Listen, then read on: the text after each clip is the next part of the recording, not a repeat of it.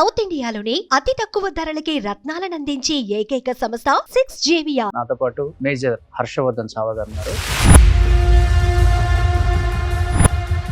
అమరం చూశాను, వరదరాజన్, ముకుంద్ వరదరాజన్ గారు. ఆయనతో పాటు ఒకే చోట ట్రైనింగ్ లో ఉన్నారు కాబట్టి ఏమని చెప్తారు ఆయన గురించి? మేజర్ ముకుంద్ వరదరాజన్, అశోక్ చక్ర.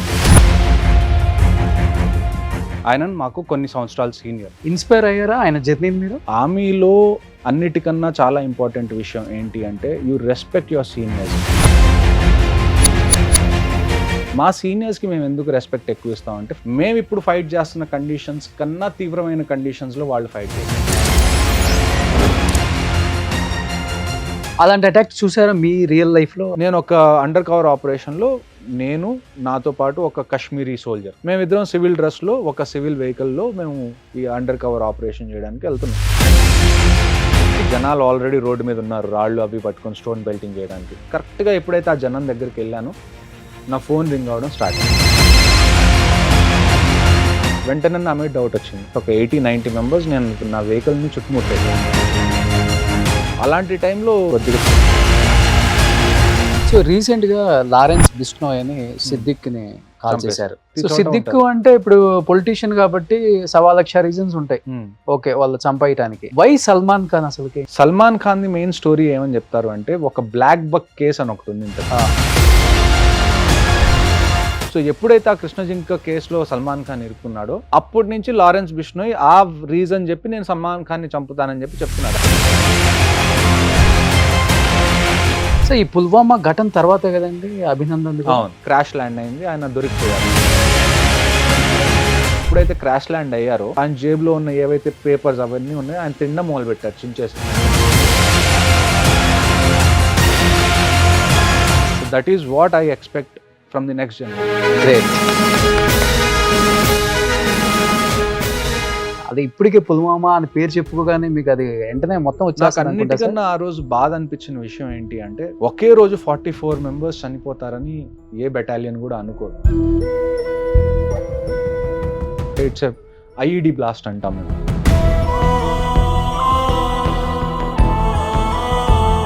వాళ్ళ గౌరవ ప్రకారంగా వాళ్ళ కోసం ఒక బాక్స్ పెట్టి దాని మీద ఫ్లాగ్ కప్పారే కానీ వాళ్ళ ఇంటికి ఆ మనిషి కంప్లీట్ బాడీ ఎవరి బాడీ కూడా చేరలేదు.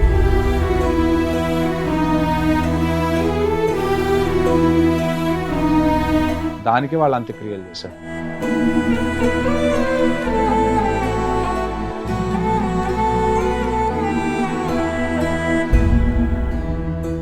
Hi hello, welcome to Suman TV. నేను మీ రోషన్. ప్రజెంట్ నాతో పాటు మేజర్ హర్షవర్ధన్ చావా గారు ఉన్నారు. ఎందుకంటే అమరం చూసిన తర్వాత నాకైతే మిలిటరీ వాళ్ళ మీద చాలా చాలా గౌరవం పెరిగింది. వాళ్ళ త్యాగాల గురించి వాళ్ళ కష్టాల గురించి తెలుసుకోవాలని చాలామంది మెయిల్స్ చేశారు అండ్ ఫోన్లు చేస్తున్నారు. కాబట్టి అసలు అమరం జీవితం అనేది ఒకసారి ఆయన మాటలను తెలుసుకుందాం. సో నమస్తే. జై హింద్. జై హింద్ రోషన్ గారు. అమరం చూశాను. వరదరాజన్, ముకుంద్ వరదరాజన్ తమిళనాడు అతను. రియల్ స్టోరీలో తీస్తే అన్ని సినిమాలు కొన్ని చూడాలనిపిస్తుంది, కొన్ని చూడాలనిపించవు కూడా. ఎందుకంటే బిఫోర్ మనకి ఆర్మీ బ్యాక్డ్రాప్ లో చాలా సినిమాలు వచ్చాయి, కానీ మనకి ఏది కూడా కన్నీళ్లు కార్చే అంత సీన్స్ కనిపించలే. నిజంగా అమరం చూసేటప్పుడు ఈచ్ అండ్ ఎవ్రీ సీన్ కి నేను గమనిస్తున్నాను, చుట్టుపక్కల ఉండే అందరు ఆడియన్స్ ని ప్రతి ఒక్కరు హ్యాండ్ కర్చీఫ్ తో కళ్ళు తుడుచుకుంటూనే ఉన్నారు సెకండ్ హాఫ్ లో especially. First of all military వాళ్ళ త్యాగాల గురించి కష్టాల గురించి మీరు ఏం చెప్పాలనుకుంటున్నారు మీ మాటల్లో? చూడండి, నేను ఎప్పుడు ఒకే విషయం చెప్తాను. ఒక ఆర్మీలో చేసే ఎవరైనా కానివ్వండి, బీట్ జవాన్ కానివ్వండి, జేసీఓస్ ఆఫీసర్స్, మా వెనకాల ఉండే పవర్ ఏంటి, మమ్మల్ని అలాంటి టైంలో ఎక్కడైతే మేము ప్రాణాలు కూడా వదిలేయాల్సి వచ్చే టైంలో కూడా మేము ముందుకెళ్ళడానికి మా వెనకాల ఉండే అతిపెద్ద మోటివేషన్ ఈ దేశం మా మీద మాకు చూపించే ప్రేమ. ఓకే, మేము ఎప్పుడైతే మేము ఆర్మీ నుంచాను, లేకపోతే మేము నేవీ నుంచాను, ఎయిర్ ఫోర్స్ నుంచాను, యూనిఫామ్ పర్సనల్ దేశం కోసం బోర్డర్స్లో ఉంటామని తెలియగానే ఒక సివిల్ సొసైటీలో మాకు ఇచ్చే రెస్పెక్ట్, మాకు ఇచ్చే ప్రేమ ఏదైతే ఉందో అది మమ్మల్ని పుష్ చేస్తూ ఉంటుంది. ఎప్పుడు ఒక లిమిట్ క్రాస్ చేసి కూడా మేము ముందుకు వెళ్ళడానికి, అది నాకు తెలిసి అన్నిటికన్నా పెద్ద మోటివేషన్. ఆర్మీలో ఉండే ఎవరికైనా కానివ్వండి, వాళ్ళు going beyond the call of duty అంటాం మేము దాన్ని ఇంగ్లీష్లో. Call of the duty, beyond call of the duty అంటే చనిపోవడానికి కూడా సిద్ధపడడాన్ని మేము బియాండ్ కాల్ ఆఫ్ డ్యూటీ అంటాం. ఓకే, ఆ లెవెల్ని మేము క్రాస్ చేయడానికి అన్నిటికన్నా మాకు పెద్ద మోటివేషనల్ ఫోర్స్ ప్రజలు ఇచ్చే ప్రేమ, Hmm. వాళ్ళు మా మీద పెట్టుకున్న నమ్మకం. Hmm. నాకు తెలిసి మనకున్న గవర్నమెంట్ ఆర్గనైజేషన్స్ అన్నిట్లో ఆర్మీని ప్రేమించినంతగా నాకు తెలిసి మన జనం, మన ప్రజలు వేరే ఏ ఆర్గనైజేషన్ని అంత ప్రేమించరు. మేబీ అదే అయి ఉండాలి నాకు తెలిసి. ఎవరు ఆర్మీలోకి వెళ్ళినా కానీ వాళ్ళు మైండ్లో పెట్టుకునే విషయం ఏంటి అంటే, ఇవాళ నేను ఇక్కడ రాత్రిపూట నుంచొని ఉన్నాను కాబట్టి మిగతా వాళ్ళందరూ వాళ్ళ ఇళ్లలో ప్రశాంతంగా నిద్రపోతున్నారు అని Hmm. చెప్పి. సో ఇది నాకు తెలిసి మోటివేషనల్ ఫ్యాక్టర్, చాలా Okay. పెద్ద మోటివేషనల్ ఫ్యాక్టర్ Okay. ప్రతి ఒక్క సైనికుడికి. సో అంటే రియల్ స్టోరీలో అంటే మనం ఆయన గురించి చెప్తుంటే రోమాలు నిక్కబొడుచుకుంటున్నాయి ఆ సినిమా చూసేటప్పుడు, ఆ వరదరాజన్ గురించి. అవును. అంటే ఆయన తమిళతన, కన్నడనా, మలయాళమా ఇది కాదు, మన ఇంట్లో మనిషిలాగా అనిపించింది. మన అన్నం, మన సొంత మనుషులు ఒకవేళ అక్కడ చనిపోతే ఎలా ఫీల్ అవుతామో అంత ఫీలింగ్ వచ్చేసింది. అంత ఎమోషనల్ అయిపోయింది థియేటర్స్లో. ఆయనతో పాటు ఒకే చోట ట్రైనింగ్లో ఉన్నారు కాబట్టి ఏమని చెప్తారు ఆయన గురించి? మీరు విన్నది, చూసింది అంటే ఏమని చెప్తారు? మేజర్ ముకుంద్ వరదరాజన్, అశోక్ చక్ర. Hmm. ఆయన ట్రైనింగ్ చేసింది ఆఫీసర్స్ ట్రైనింగ్ అకాడమీ, చెన్నై. ఆయన మాకు కొన్ని సంవత్సరాలు సీనియర్. Hmm. నేను కూడా ఆ తర్వాత ఆఫీసర్స్ ట్రైనింగ్ అకాడమీ చెన్నైకి వెళ్ళి నేను కూడా ఓకే. ట్రైనింగ్ చేసి, అంటే మనకి బేసిక్గా 3-4 అకాడమీస్ ఉన్నాయి ఇండియాలో. ఎవరైనా ఆర్మీలోకి ఆఫీసర్ అవ్వాలి అంటే ఈ అకాడమీస్లోకి సెలెక్ట్ అయితేనే వాళ్ళు అవుతారు. ఫస్ట్ మనకి నేషనల్ డిఫెన్స్ అకాడమీ పూణే ఉంది. Hmm. ఆ తర్వాత ఇండియన్ మిలిటరీ అకాడమీ దేహ్రాదూన్ ఉంది. ఆ తర్వాత ఆఫీసర్స్ ట్రైనింగ్ అకాడమీ చెన్నై ఉంది. Okay. Officers training academy Gaya. ఇలాగ కొన్ని అకాడమీస్ ఉన్నాయి. ఈ అకాడమీస్లోకి ఎవరైతే వెళ్తారో అక్కడ వాళ్ళు 1 ఇయర్ కొన్ని చోట్ల, అంటే మీరు ఒకవేళ +2 తర్వాత వెళ్ళారనుకోండి, ఇంటర్మీడియట్ తర్వాత Hmm. మీ ట్రైనింగ్ 4 ఇయర్స్ ఉంటుంది. ఈ 4 ఇయర్స్ ఎందుకు ఉంటుందంటే ఈ 4 ఇయర్స్లో మీకు ట్రైనింగ్తో పాటు మీకు బ్యాచిలర్ డిగ్రీ కూడా వస్తుంది. ఓకే. ఒక 3 ఇయర్స్ మీది BA కానీ, బీకామ్ కానీ, BSc కానీ మీరు ఏది చూస్ చేసుకుంటే మీకు ఎడ్యుకేషన్ క్వాలిఫికేషన్ కూడా ప్యారలల్గా మిలిటరీ ట్రైనింగ్తో పాటు నడుస్తూ ఉంటుంది. అదే ఎవరైతే గ్రాడ్యుయేషన్ అయిపోయిన తర్వాత వెళ్తారో వాళ్ళు బేసిక్గా ఇండియన్ మిలిటరీ అకాడమీకి కానీ, ఆఫీసర్స్ ట్రైనింగ్ అకాడమీకి కానీ వెళ్తారు. ఓకే. ఆఫీసర్స్ ట్రైనింగ్ అకాడమీలో మీకు ఫర్ ఎగ్జాంపుల్ మేము ఆఫీసర్స్ ట్రైనింగ్ అకాడమీలో ట్రైన్ చేసినప్పుడు మాకు diploma in strategic studies and defence management అనేది ఒక డిగ్రీ ప్యారలల్గా రన్ అవుతూ ఉంటుంది మాది ఏదైతే మిలిటరీ ట్రైనింగ్తో పాటు. సో మిలిటరీలో మనకి చాలా ఇంపార్టెంట్ ఏంటి అంటే, బీట్ ఆర్మీ కానివ్వండి, నేవీ కానివ్వండి, ఎయిర్ ఫోర్స్ కానివ్వండి, మీకు మీ బాడీ ఎంత ఇంపార్టెంటో మీరు అకాడమికల్గా కూడా, అంటే చదువు పరంగా కూడా చాలా పర్ఫెక్ట్గా ఉండడం అంతే ఇంపార్టెంట్. ఎందుకంటే ఒక కంప్లీట్ మనిషి ఎప్పుడు అవుతాడు అంటే, ఒక సోల్జర్ కంప్లీట్గా ఎప్పుడు అవుతాడు అంటే, మీకు జస్ట్ ఫిజికల్ ఫిట్నెస్ ఉంటే సరిపోదు, పోనీ మీకు జస్ట్ మైండ్ ఒక్కటి ఉంటే సరిపోదు. ఈ రెండిటి కరెక్ట్ కాంబినేషన్ ఉన్నప్పుడే మీరు ఒక సోల్జర్ అవుతారు. అది మన అకాడమీస్లో మన కరికులం ఎలాగ ప్రిపేర్ చేస్తారంటే, మీరు వచ్చిన మొదటి రోజు నుంచి అదే అలైన్మెంట్లో మీరు వెళ్ళిపోతారు. ఓకే. సో ట్రైనింగ్ అనేది చాలా కఠినంగా ఉంటుంది స్టార్టింగ్ నుంచి. ఒక 2 ఇయర్స్ ఉంటుందా? 1 ఇయర్ ట్రైనింగ్ ఉంటుంది. అదే నేను చెప్పాను కదా, ఎవరిదైతే +2 తర్వాత వెళ్తున్నారో వాళ్ళది 4 ఇయర్స్ ట్రైనింగ్ ఉంటుంది. ఎవరైతే గ్రాడ్యుయేషన్ తర్వాత వెళ్తారో వాళ్ళది 1 ఇయర్ టు 1.5 ఇయర్ ట్రైనింగ్ ఉంటుంది. ఈ 1.5 ఇయర్లో మీకు ప్రతిదీ నేర్పిస్తారు, మిలిటరీకి సంబంధించిన ప్రతిదీ నేర్పిస్తారు. దాన్ని బేసిక్ ట్రైనింగ్ అంటాం మేము. ఆ ట్రైనింగ్ మొత్తం అయిపోయిన తర్వాత ఇప్పుడు మనకి ఎవరన్నా ఎంసెట్ కానీ, నీట్ కానీ రాసినప్పుడు మీకు ఏముంటుంది, కౌన్సిలింగ్ ఉంటుంది. ఒక ర్యాంక్ వచ్చిన తర్వాత మీరు కౌన్సిలింగ్కి వెళ్తారు. ఒక 3 కాలేజెస్ మీరు సెలెక్ట్ చేసుకుంటాం, 3-4 కాలేజెస్. ఈ కాలేజ్లో నేను వెళ్ళాలనుకుంటున్నాను, నా ర్యాంక్కి ఇది వస్తుందా రాదా అని చూసుకుంటారు. సేమ్ వే మీరు అకాడమీ ఎండ్ అయ్యే టైంకి ఏమవుతుందంటే, మీది ఒక మెరిట్ మొత్తం ప్రిపేర్ అవుతుంది. మీరు ఈ 1 ఇయర్ ట్రైనింగ్లో మీరు ఏ గేమ్స్ ఆడారు, ఫిజికల్ ఫిట్నెస్ మీద ఎలాగుంది, ఎడ్యుకేషన్ పరంగా మీకు ఎన్ని మార్క్స్ వచ్చినాయి, దీనంతా ఒక కంపైల్ చేసినప్పుడు మీరు ఒక మెరిట్ లిస్ట్లో ఒక నెంబర్ వస్తుంది. మీకు ఉన్న క్రెడిట్స్ అందరిలో మీరు ఎక్కడ నుంచుంటున్నారు అనేది ఒక నెంబర్ వస్తుంది. ఓకే. అప్పుడు లాస్ట్లో మీకు ఆర్మీ హెడ్ క్వార్టర్కి మీరు ఒక 3 ఆప్షన్స్ ఇవ్వాలి. మీరు ఏ రెజిమెంట్స్లోకి వెళ్ళాలనుకుంటున్నారో మీరు ఆప్షన్స్ ఇవ్వండి. ఆ రెజిమెంట్స్లో ఖాళీ ఉంటే మీరు అందులోకి వెళ్ళడానికి వాళ్ళు ఫెసిలిటేట్ చేస్తారు. Most of the time 90% of time ఏమవుతుందంటే, మీరు ఏవైతే రెజిమెంట్స్ ఇచ్చారో 3 ఆప్షన్స్, ఆ 3 ఆప్షన్స్లోనే మిమ్మల్ని పంపించడానికి ట్రై చేస్తారు. వర్స్ట్ కేస్ సినారియో అలాంటి 3 ఏవైతే మీరు ఆప్షన్స్ ఇచ్చారో దానికి మీరు మెరిట్ కానీ, లేకపోతే మీ ఎడ్యుకేషనల్ క్వాలిఫికేషన్ మ్యాచ్ అవ్వకపోతే దానికి తర్వాత మీకు ఏదైతే కొద్దిగా ఈజీగా సెట్ అవుతుందో మీ ప్రొఫైల్కి, అది మీకు ఇవ్వడానికి ట్రై చేస్తారు. ఓకే. సో ఇప్పుడు ముకుంద్ వరదరాజన్ గారి గురించి మీరు విన్నదంటే ఏమని చెప్తారు? చూడండి, నేను 2014లో ముకుంద్ వరదరాజన్ గారిది జరిగింది. నేను అప్పుడు పంజాబ్లో పోస్టెడ్ ఉండేవాడిని. మీకు ఇప్పుడు మూవీ వచ్చింది కాబట్టి ఇది మీకు ఒక కొత్త న్యూస్ లాగా, లేకపోతే ఒక అప్డేట్ లాగా మీకు ఇప్పుడు తెలుస్తుంది. మేము ఆర్మీలో ఉన్నప్పుడు మాకేంటి అంటే, బేసిక్గా కాశ్మీర్ కానివ్వండి, నార్త్ ఈస్ట్ కానివ్వండి, ఇవి కాన్ఫ్లిక్టెడ్ ఏరియాస్, ఎక్కడైతే మిలిటరీది ఎక్కువ రోల్ ఉంటుంది. అలాంటి చోట ప్రతిరోజు ఎవరో ఒకళ్ళు చనిపోతున్నారు. ఇన్స్పైర్ అయ్యారా ఆయన జర్నీని మీరు? ఖచ్చితంగా ఆ? ఖచ్చితంగా ఆర్మీలో అన్నిటికన్నా చాలా ఇంపార్టెంట్ విషయం ఏంటి అంటే యూ రెస్పెక్ట్ యువర్ సీనియర్స్. ఎందుకంటే ఇప్పుడు మనకి ఫెసిలిటీస్ ఒకసారి చూసుకుంటే మనకి సోషల్ మీడియా ఉంది అంటే అవును. ఇప్పుడు బై టైం టు టైం మనకి ఏమైంది, మన ఎక్విప్మెంట్ అంతా బెటర్ అయిపోయింది. ఒకవేళ మీరు ఇంతకుముందు మంచుకొండల్లో పని చేయాలి అంటే ఇప్పుడు మంచుకొండల్లో పని చేయాలి అంటే ఇప్పుడు మీ దగ్గర ప్రతిదానికి ఎక్విప్మెంట్ ఉంది, ఓకే. ఈజీగా మీరు ఎక్కగలగడానికి. అంటే ఇంతకుముందు ఒక షూ బరువు మంచుకొండల్లో వేసుకునేది 3-3.5 కేజీలు ఉంటే టెక్నాలజీ వల్ల ఇప్పుడు ఏమైంది, అది 1.5 కేజీకి లైట్ వెయిట్ వచ్చేసి. లైట్ వెయిట్ వచ్చేసినాయి. మా సీనియర్స్కి మేము ఎందుకు రెస్పెక్ట్ ఎక్కువ ఇస్తామంటే ఫస్ట్ విషయం ఏంటి అంటే వాళ్ళే మాకు అన్నీ నేర్పించారు. రెండో విషయం ఏంటి అంటే మేము ఇప్పుడు ఫైట్ చేస్తున్న కండిషన్స్ కన్నా తీవ్రమైన కండిషన్స్లో వాళ్ళు ఫైట్ చేశారు. ఆ రెస్పెక్ట్ అనేది ఎప్పుడు మాకు ఉంటుంది. వాళ్ళు మాకు గురువులు. వాళ్ళు ఏదైతే ఫౌండేషన్ వేశారో దాని మీదే ఇప్పుడు వరకు ఇండియన్ ఆర్మీ నడుస్తుంది. ఇప్పుడు నుంచనే కాదు, ముకుంద్ గారని కాదు, అంతకు ముందు నుంచి కూడా ఎప్పుడైతే మనం ఇండిపెండెంట్ ఇండియా అయ్యాము అప్పటి నుంచి ఎన్ని వార్స్ జరిగినాయి, ఎంతమంది. ఇప్పుడు మీరు ఒక కార్పొరేట్ కంపెనీ తీసుకున్నారు అనుకుందాం ఫర్ ఎగ్జాంపుల్, మీకు ఎలాగుంటుంది, మీకు P&L స్టేట్మెంట్స్ ఉంటాయి, ప్రాఫిట్స్ అండ్ లాసెస్. మహా అయితే ఏం పోతుంది, డబ్బు పోతుంది. కానీ ఇక్కడ ఒక తప్పు జరిగితే మీది ఏం పోతుంది, మీది ప్రాణం పోతుంది. సో ఇక్కడ ఏదైనా కానీ మీరు చాలా కాన్సన్ట్రేషన్ పెట్టి చాలా విషయాలు చూసుకుంటే తప్ప మీ లాసెస్ మినిమం ఉండవు. Okay. So every time we do a mistake we pay with blood. Okay. So ఆ విషయం అన్నది మేము ఎప్పుడు మైండ్లో పెట్టుకోవాల్సి వస్తుంది. అందుకనే మా సీనియర్స్ కానీ మా ముందు తరాల వాళ్ళు కానీ ఎవరైనా ఆర్మీలో ఉన్నా వాళ్ళు ఏవైతే చేశారో వాళ్ళు చేసిన ప్రతి ఇంతకుముందు కండిషన్స్ ఎలాగుండేవి, మీరు ఎక్విప్మెంట్ అంటే ఒకవేళ గన్స్ తీసుకున్నా కానీ లేకపోతే టెక్నాలజికల్ ఎక్విప్మెంట్ తీసుకున్నా కానీ ట్యాంక్స్ తీసుకున్నా కానీ ఫ్లైట్స్ తీసుకున్నా కానీ జెట్స్ తీసుకున్నా కానీ ఇప్పుడున్నంత సొఫిస్టికేటెడ్గా ఇంతకుముందు ఉండేవి కాదు. ఇంతకుముందు మనుషులు కూడా ఎలాగ ఉండేవాళ్ళు. మీరు 1962 ఒకసారి చైనా క్యాంపెయిన్ మనం చూసుకోవాలి. అవును. అక్కడ మనం ఉన్న సోల్జర్స్ చాలా తక్కువ మంది, మనకి అగేన్స్ట్గా వచ్చిన చైనీస్ సోల్జర్స్ చాలా మంది. అందరూ చనిపోయారు తప్ప ఎవ్వరు కూడా వాళ్ళ ప్లేస్ వదిలిపెట్టి వెనకాలకి పారిపోయి రాలేదు. అది ఇండియన్ ఆర్మీ. సో ఆ డిఎన్ఏ అనేది అప్పటి నుంచి రన్ అవుతూనే ఉంది. ఇప్పుడు మనం మేజర్ ముకుంద్ వరదరాజన్ గారిని తీసుకున్నాం. ఆయనకి టెర్రరిస్ట్ అక్కడ కనపడ్డారు, టెర్రరిస్ట్తో ఆయన ఫైట్ చేశారు. ఆయన వెనక్కి ఎక్కడన్నా ఒగ్గారా, నాకు బుల్లెట్లు తగిలినాయి అన్న తెలిసిన తర్వాత కూడా ఆయన ఫైట్ చేసి టెర్రరిస్ట్ని చంపారు. ఓకే.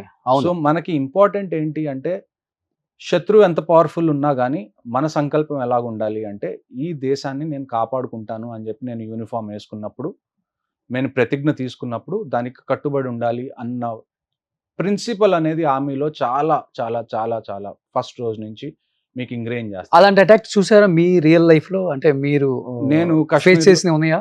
లైక్ మీరు అన్నారు బుల్లెట్ తగిలినా కానీ శత్రువును చంపాలన్నదే ఆయన ధ్యేయం. అంతే. శత్రువును చంపి బయటకు వచ్చి ఇలా ఒక సింబల్ చెప్తారు ఆయన. వావ్! ఆ సీన్ చూస్తుంటే థియేటర్ లో అసలు గూస్బంప్స్ అండి. అలా చెప్పి ఆయన పడిపోతారు కదా. ఆయన అందులో ఆపరేషన్లు కూడా జరిగింది ఏంటి అంటే దూరం నుంచి అబ్జర్వ్ చేస్తున్నారు మిగతా వాళ్ళందరూ. అవును. ఆయన బయటకు వచ్చినప్పుడు ఫస్ట్ వాళ్ళకి అర్థం కాలేదు ఆయనకి నిజంగా బుల్లెట్స్ తగిలినాయని. ఆయన ఇంకొకళ్ళకి ఆయన నొప్పి కూడా తెలియనివ్వలేదు. ఆ తర్వాత ఆయనకి ఎప్పుడైతే నేను టెర్రరిస్టులు అందరినీ చంపేశాను అని కన్ఫర్మేషన్గా ఆయన కన్ఫర్మ్ అనిపించిందో ఆ తర్వాత ఆయన కింద పడ్డారు. సో నేను అదే చెప్తుంది, రియల్ లైఫ్ లో చూసారా, ఫేస్ చేశారు అలాంటివి? ఫేస్ చేశాను నేను కాశ్మీర్లో సేమ్ అదే రాష్ట్రీయ రైఫిల్స్ దేనిలో అయితే మేజర్ ముకుంద్ వరదరాజన్ గారు సర్వ్ చేశారో నేను కూడా అందులోనే సర్వ్ చేశాను. బెటాలియన్స్ వేరు, కాకపోతే బేసికలీ రాష్ట్రీయ రైఫిల్స్ అనేది కాశ్మీర్లోనే డిప్లాయ్ అయి ఉంటుంది. అది anti terrorism operations purely Rashtriya Rifles అంటే. Okay. Even I was part of Rashtriya Rifles. ఏంటి రాష్ట్రీయ రైఫిల్స్ అంటే ఏంటండి అసలు? ఇప్పుడు 1990లో ఎప్పుడైతే కాశ్మీరీ పండిట్స్ అందరూ వెళ్ళిపోయారు, పలాయనం చేశారు మన కాశ్మీర్ వ్యాలీ నుంచి. ఓకే. ఆ తర్వాత అక్కడ టెర్రరిజం బాగా పెరిగిపోయింది. ఆ టైంలో నేను మీకు ఒక విషయం చెప్తాను. కాశ్మీరీస్ది ఒక ట్రెడిషనల్ డ్రెస్ ఒకటి ఉంటుంది వింటర్స్లో వేసుకునేది, దాన్ని ఫేర్ అని అంటాం. ఇప్పుడు మీకు కుర్తా ఉంది కదా, ఈ కుర్తానే ఇంకా కొద్దిగా లాంగ్గా ఉంటుంది, దాన్ని వూల్తో తయారు చేస్తారు. ఓకే. ఇప్పుడు వింటర్స్లో ఏమవుతుంది, కాశ్మీర్ లాంటి ప్లేస్లో మనకి మంచు ఎక్కువ పడుతుంది. సో లోకల్స్ ఏం చేస్తారంటే ఒక బుట్ట ఉంటుంది, ఒక బుట్ట తయారు చేసుకుంటారు, కాంగడి అంటారు దాన్ని. అందులో బొగ్గులు నింపుకొని వాళ్ళు 2 చేతులు ఆ కుర్తా లోపల పెట్టుకొని, అది కొద్దిగా లూజ్గా ఉంటుంది. సో లోపల ఇలా కాంగడి పట్టుకొని తిరుగుతారు బయటకు వెళ్ళేటప్పుడు, కొద్దిగా వేడి అంటే హీటర్ లాగా అది. సో 1990sలో ఈ కాశ్మీరీ పండిత్ ఎక్స్పోడస్ అయిపోయిన తర్వాత కాశ్మీర్ వ్యాలీలో వెపన్స్ ఎంత ఓపెన్గా తిరిగేవి అంటే కాంగడి బదులు టెర్రరిస్టులు AK-47 పెట్టుకొని తిరిగేవాళ్ళు. టెర్రరిస్టులు. Terrorist Okay. AK-47 అలాగా ఆ ఫేరన్ లోపల పెట్టుకొని తిరిగేవాళ్ళు. ఓకే. ఎక్కడన్నా ఆర్మీ వాళ్ళు కనపడినా, ఎక్కడన్నా సివిలియన్స్ కనపడినా కానీ వాళ్ళు అటాక్ చేయాలంటే వాళ్ళు ఏం చేసేవాళ్ళు, జస్ట్ వాళ్ళ కుర్తా ఇలా పైకనేవాళ్ళు, కింద ఆల్రెడీ AK-47 ఉంది. సో అలాంటి సిచ్యువేషన్లో ఆర్మీ అనేది సివిల్ లైఫ్లోకి ఎప్పుడు వస్తుంది? మామూలుగా ఆర్మీ పని ఏంటి? బోర్డర్స్ని మీరు సంరక్షించుకోవడం ఆర్మీ యొక్క పని. అలాంటి ఆర్మీ మీకు సివిల్ స్ట్రీట్స్లో ఎప్పుడు కనపడుతుంది అంటే, ఫస్ట్ పోలీస్ ఫెయిల్ అయింది అనుకోండి. పోలీస్ ఫెయిల్ అయిన తర్వాత ఎవరిని పిలుస్తాం మనం? సెంట్రల్ పోలీస్ ఫోర్సెస్ని పిలుస్తాం. లైక్ సిఆర్పిఎఫ్, వీళ్ళని పిలుస్తాం మనం. సిఆర్పిఎఫ్ అంటే ఏంటి? Central reserve police force. State police ఎప్పుడైతే ఫెయిల్ అవుతుందో అప్పుడు సిఆర్పిఎఫ్ వస్తుంది. ఎప్పుడైతే సిఆర్పిఎఫ్ కూడా ఫెయిల్ అవుతుందో, అంటే సెంట్రల్ పోలీస్ ఫోర్సెస్ కూడా ఎప్పుడైతే ఫెయిల్ అవుతాయో, ఎప్పుడైతే వాళ్ళు ఇలాంటి సిచ్యువేషన్ని కంటైన్ చేయలేకపోతారో, then army comes in. So అలాంటి టైంలో Indian government and Indian army ఏమనుకుంది అంటే, కశ్మీర్లో మనకి ఒక స్ట్రాంగ్ ఫోర్స్ కావాలి, which only fights against terrorism. వాళ్ళకి ఇంకా ఏం పని లేదు. వాళ్ళ ఉదయం లేచిన దగ్గర నుంచి రాత్రి పడుకునే వరకు, మళ్ళీ రాత్రి మీరు హంటింగ్ మొదలు పెడితే తెల్లవారుజాము వరకు ఒకటే పని. రాష్ట్రీయ రైఫిల్స్ ఏంటి అంటే అప్పుడు వచ్చిన battalions, purely for anti terrorism and anti infiltration operations. Okay. Anti infiltration అంటే ఏంటి అంటే, మనకి ఎక్కడైతే కశ్మీర్లో మనం బార్డర్ చూసుకుంటే అది ఇంటర్నేషనల్ బార్డర్ కాదు, దాన్ని మనం ఎల్ఓసి అంటాం. ఎల్ఓసి అంటే line of control. So line of కంట్రోల్ని దాటి ఎవరైతే టెర్రరిస్ట్ పాకిస్తాన్ నుంచి కశ్మీర్లోకి ఎంటర్ అవుతున్నారో వాళ్ళని చంపడం కోసం, ఎవరైతే జనాలు కశ్మీర్లో పుట్టి పెరిగినా కానీ వాళ్ళు పాకిస్తాన్లోకి వెళ్ళిపోయి టెర్రరిస్ట్ లాగా మారిపోతుంటే వాళ్ళని చంపడం కోసం పుట్టిన బెటాలియన్సే Rashtriya Rifles battalions. Okay. So Rashtriya Rifles for the last 35 years what it has done is it just cleaned Kashmir from terrorism. కశ్మీర్లో ఎక్కడ ఏ అటాక్ జరిగినా మీకు అందరికన్నా ఫస్ట్ కనపడేది రాష్ట్రీయ రైఫిల్స్. అవును. వాళ్ళ పని ఏంటి అంటే, మా పని ఉదయం లేచిన దగ్గర నుంచి మళ్ళా పడుకునే వరకు ఇట్స్ జస్ట్ హంటింగ్ టెర్రరిస్ట్. మాకు దానికన్నా వేరే పనే ఉండదు. ఎందుకంటే మీరు అన్నట్లుగా మిలిటరీ ఆర్మీ అంటే ఎమర్జెన్సీ సిచ్యువేషన్ లో చాలా వరకు మనం రీసెంట్ గా చూసుకుంటే వైనాడ్ కూడా ఫ్లడ్స్ లో ఆ బ్రిడ్జి అనేది 48 hours లో అవును. దాన్ని బిల్డ్ చేసి నేను అక్కడికి లైవ్ చేయడానికి వెళ్ళాను. ఓ మై గాడ్, వాళ్ళ గొప్పతనం, వాళ్ళ డెడికేషన్, వాళ్ళ హార్డ్ వర్క్ ఆ రోజు కళ్ళతో చూశాను సార్. నేను మీకు ఒక ఇంట్రెస్టింగ్ విషయం చెప్తాను. నేను ఎప్పుడైతే నా ట్రైనింగ్ అయిపోయిందో, నేను చెప్పాను కదా ఇందాక మీకు, ప్రతి ఒక్కళ్ళకి వాళ్ళ రెజిమెంట్స్ చూస్ చేసుకోవడానికి వాళ్ళకి 3 ఆప్షన్స్ ఇవ్వాల్సి వస్తుంది. ఓకే. నాకు పేరెంట్ రెజిమెంట్ అంటే నా పేరెంట్ యూనిట్ ఏదైతే ఉందో అది 53 ఇంజనీర్ రెజిమెంట్. బేసిక్గా what is engineer regiment Indian ఆర్మీలో? నేను అందరికీ ఒక విషయం చెప్పేది ఏంటి అంటే, ఎస్పెషల్లీ మన స్టేట్లో ఎక్కువ మందికి ఎవరికైతే ఆర్మీ గురించి ఎవరికి తెలియదు కాబట్టి నేను మీకు చెప్తుంది ఏంటి అంటే, మీరు బీటెక్ చేస్తే it's not necessary that you have to only work for corporate. ఆర్మీలో కూడా మీ టెక్నికల్ స్కిల్స్ అనేవి చాలా ఇంపార్టెంట్. ఆర్మీలో కూడా మీకు ఇంజనీర్స్ ఉంటారు, అన్ని రకాల ఇంజనీర్స్ ఉంటారు. ఇప్పుడు మొన్న బ్రిడ్జ్ కట్టారు, ఆ బ్రిడ్జ్ కట్టాలి అంటే మీకు ఎలా కనపడుతుంది? మీకు ఉట్టి స్ట్రెంగ్త్ కనపడుతుంది. మీకు సివిల్ ఇంజనీర్స్ కావాలి. మాకేం కనపడుతుంది? ఒక సివిల్ ఇంజనీర్ ఎవరైతే ఆర్మీలో ఉన్నారో హీ ఈజ్ ఆల్సో ఏ కాంబటెంట్, యూనిఫామ్లోనే ఉంటారు. అదొక స్కిల్. ఎలాగంటే ఫస్ట్ మనం గ్యాప్ మెజర్ చేస్తాం, ఎంత గ్యాప్ ఉంది, ఎంత బ్రిడ్జ్ కట్టాలి, దానికి క్యాలిక్యులేషన్స్ ఉంటాయి. ఆ తర్వాత బ్రిడ్జ్ అనేది మీకు దాని కాంపోనెంట్స్లో వస్తాయి, చిన్న చిన్న కాంపోనెంట్స్లో వస్తే దాన్ని మీరు కట్టుకుంటూ వెళ్తారు. దానికి మీకు లోడ్ కావాలి. So you have to first calculate. ఎందుకంటే ఆర్మీ చేసే ప్రతి పనికి ఒక టైం లిమిట్ ఉంటుంది, ఇంత టైంలో మీరు కంప్లీట్ చేయాలి అని చెప్పి. సో మీరు ఎక్కడి నుంచి క్యాలిక్యులేషన్ స్టార్ట్ చేస్తారా అంటే, ఒక్కొక్క ప్యానెల్ బరువు ఎంత ఉంది, ఒక ట్రక్లో ఎన్ని ప్యానెల్స్ వస్తాయి, మనకి ఎన్ని ట్రక్లో ఎన్ని ప్యానెల్స్ కావాలి, ఆ ట్రక్స్ అన్ని ఎంత దూరం నుంచి రావాలి, దానికి ఎంత టైం పడుతుంది, ఈ లాజిస్టిక్స్ అన్ని మనం సెట్ చేసుకుంటాం ఫస్ట్. ఈ లాజిస్టికల్ ఒకవైపు పక్కన పెడితే, దాని తర్వాత మీరు ఏం చేస్తారు, ఆ వచ్చిన కాంపోనెంట్స్ అన్నిటిని మనం కట్టుకొని దాన్ని పట్టుకొని దాంతో మనం బ్రిడ్జ్ ఎలా కడుతున్నాం. ఇక్కడ మీకు టెక్నికల్ మైండ్ సెట్ అనేది మీకు ఉపయోగపడుతుంది. ఈ వచ్చిన కాంపోనెంట్స్ అన్ని మీకు మెకానికల్గా కాదు, మీరు ఫిజికల్గా ఉన్న సోల్జర్స్ ఎవరైతే ఉన్నారో వాళ్ళు ఎత్తి ఆ ప్యానెల్స్ అన్ని ఒక్కొక్కటి యాడ్ చేసి మీరు ఒక బ్రిడ్జ్ కడతారు. ఇక్కడ మీకు ఏం అవసరం ఉంటుంది? మ్యాన్ పవర్ అవసరం ఉంటుంది. సో ఆర్మీ అంటే జనరల్గా ఒక పర్సెప్షన్ ఏంటి సివిల్ వరల్డ్లో అంటే, వీళ్ళు బార్డర్స్ దగ్గర ఉంటారు అని తప్ప లోపల ఎలాగుంటుందో ఎక్కువ మంది తెలియదు. లోపల ఎలాగుంటుంది అంటే, మీకు లాజిస్టిక్స్ వాళ్ళు, ఫర్ ఎగ్జాంపుల్ మీరు బీటెక్ చేశారు, మీరు సివిల్ ఇంజనీర్ చేశారు, ఆర్మీలో మీ ఉపయోగం ఉంటుంది. మీరు కంప్యూటర్ ఇంజనీర్ ఫర్ ఎగ్జాంపుల్, ఆర్మీకి కూడా ఆర్మీ సాఫ్ట్వేర్స్ కావాలి. ఆర్మీ సాఫ్ట్వేర్స్ మీద ఎవరు అటాక్ చేయకుండా సైబర్ సెక్యూరిటీ స్పెషలిస్ట్ కావాలి. ఆ తర్వాత మీకు ఆర్మీ కోసం టెలికమ్యూనికేషన్స్ కావాలి. ఆ తర్వాత మీకు ఆర్మీ కోసం మెకానికల్ ఇంజనీర్స్ కావాలి. సో ఇంజనీరింగ్ ఉన్న ప్రతి స్ట్రీమ్, ఇప్పుడు మీరు వరల్డ్ వార్ 1, వరల్డ్ వార్ 2 చూసుకున్నా కానీ జర్మన్స్ ఎందుకు మనకన్నా చాలా అంటే ఆ టైంలో చాలా అడ్వాన్స్డ్ ఆర్మీ, ఎందుకంటే వాళ్ళ దగ్గర టెక్నాలజికల్ స్కిల్స్ ఎక్కువ ఉన్నాయి. వాళ్ళు అప్పట్లో మెషిన్స్ ఎక్కువ కనిపెట్టేవాళ్ళు, గన్స్ ఎక్కువ కనిపెట్టేవాళ్ళు. ఈ గన్ అనేది అట్ ది ఎండ్ మెషిన్ కదా, మీకు ఇంజనీర్స్ లేకుండా మెషిన్స్ ఎక్కడి నుంచి వస్తాయి? సో మీరు ఇంజనీర్స్ అయినా, మీరు డాక్టర్స్ అయినా, మీరు లాయర్స్ అయినా, మీరు టీచర్స్ అయినా, మీ అందరికీ ఆర్మీలో స్కోప్ ఉంది. ఆర్మీ అంటే it's not just you go and fight. అందులో ఆర్మీలో బేసిక్గా 3 వింగ్స్ ఉంటాయి. ఓకే. ఒకటి ఏంటి అంటే ఫైటింగ్ ఫోర్సెస్, ఆ తర్వాత మీకు టెక్నికల్ ఫోర్సెస్ ఉంటాయి, ఆ తర్వాత మీకు లాజిస్టికల్ యూనిట్స్ కూడా ఉంటాయి. సో ఈ 3 ఒక సింక్రనీలో పని చేసినప్పుడే మీకు ఒక టాస్క్ అనేది మీరు అచీవ్ చేయగలుగుతారు. సో ఇప్పుడు కమింగ్ టు అమరంలో సార్, ఇప్పుడు కాశ్మీర్ లో పాపులేషన్ ఎంత ఉంటుంది అసలుకి? ఆల్మోస్ట్ ఒక మీకు 1 CR అనుకోవచ్చు. 1 CR ఉంటుంది. 1 CR వరకు ఉంటుంది. 1 CR ఉంటే ఇప్పుడు ఆ కాశ్మీర్ లో ఎప్పుడైతే మనం అటాక్ చేయాలని వెళ్ళినప్పుడు, మన ఇండియన్ ఆర్మీ వెళ్ళినప్పుడు, అక్కడ ఉన్న లోకల్ పీపుల్ ఎందుకని వీళ్ళని అటాక్ చేయటం అసలుకి? అంటే రాళ్లతో స్టోన్ పెల్టింగ్ ఇవన్నీ ఇప్పుడు ఆర్టికల్ కళతో చూసారా ఇవన్నీ? మీ మీద జరిగాయి ఈ అటాక్స్? నా మీద జరిగినాయి. ఆర్టికల్ 370 తర్వాత చాలా వరకు తగ్గినాయి, కానీ దాని ముందు చాలా ఫ్రీక్వెంట్ గా అయ్యేది. ఓకే. ఇప్పుడు ఎలా ఉండేది అసలు అక్కడ సిచ్యువేషన్ ఎలాగుండేది అంటే, మీరు మూవీస్ లో కానీ లేకపోతే న్యూస్ లో ఎప్పుడైనా మీరు కాశ్మీర్లో ఏదైనా న్యూస్ వస్తే మీరు చూడండి, every army vehicle has a grille. Okay. Window ఏదైతే మనది విండ్షీల్డ్ ఉంటుందో దాని మీద గ్రిల్ ఉంటుంది. ఆ గ్రిల్ ఎందుకు ఉంటుంది అంటే, ఒకప్పుడు స్టోన్ పెల్టింగ్ చాలా ఎక్కువ ఉండేది కాశ్మీర్లో.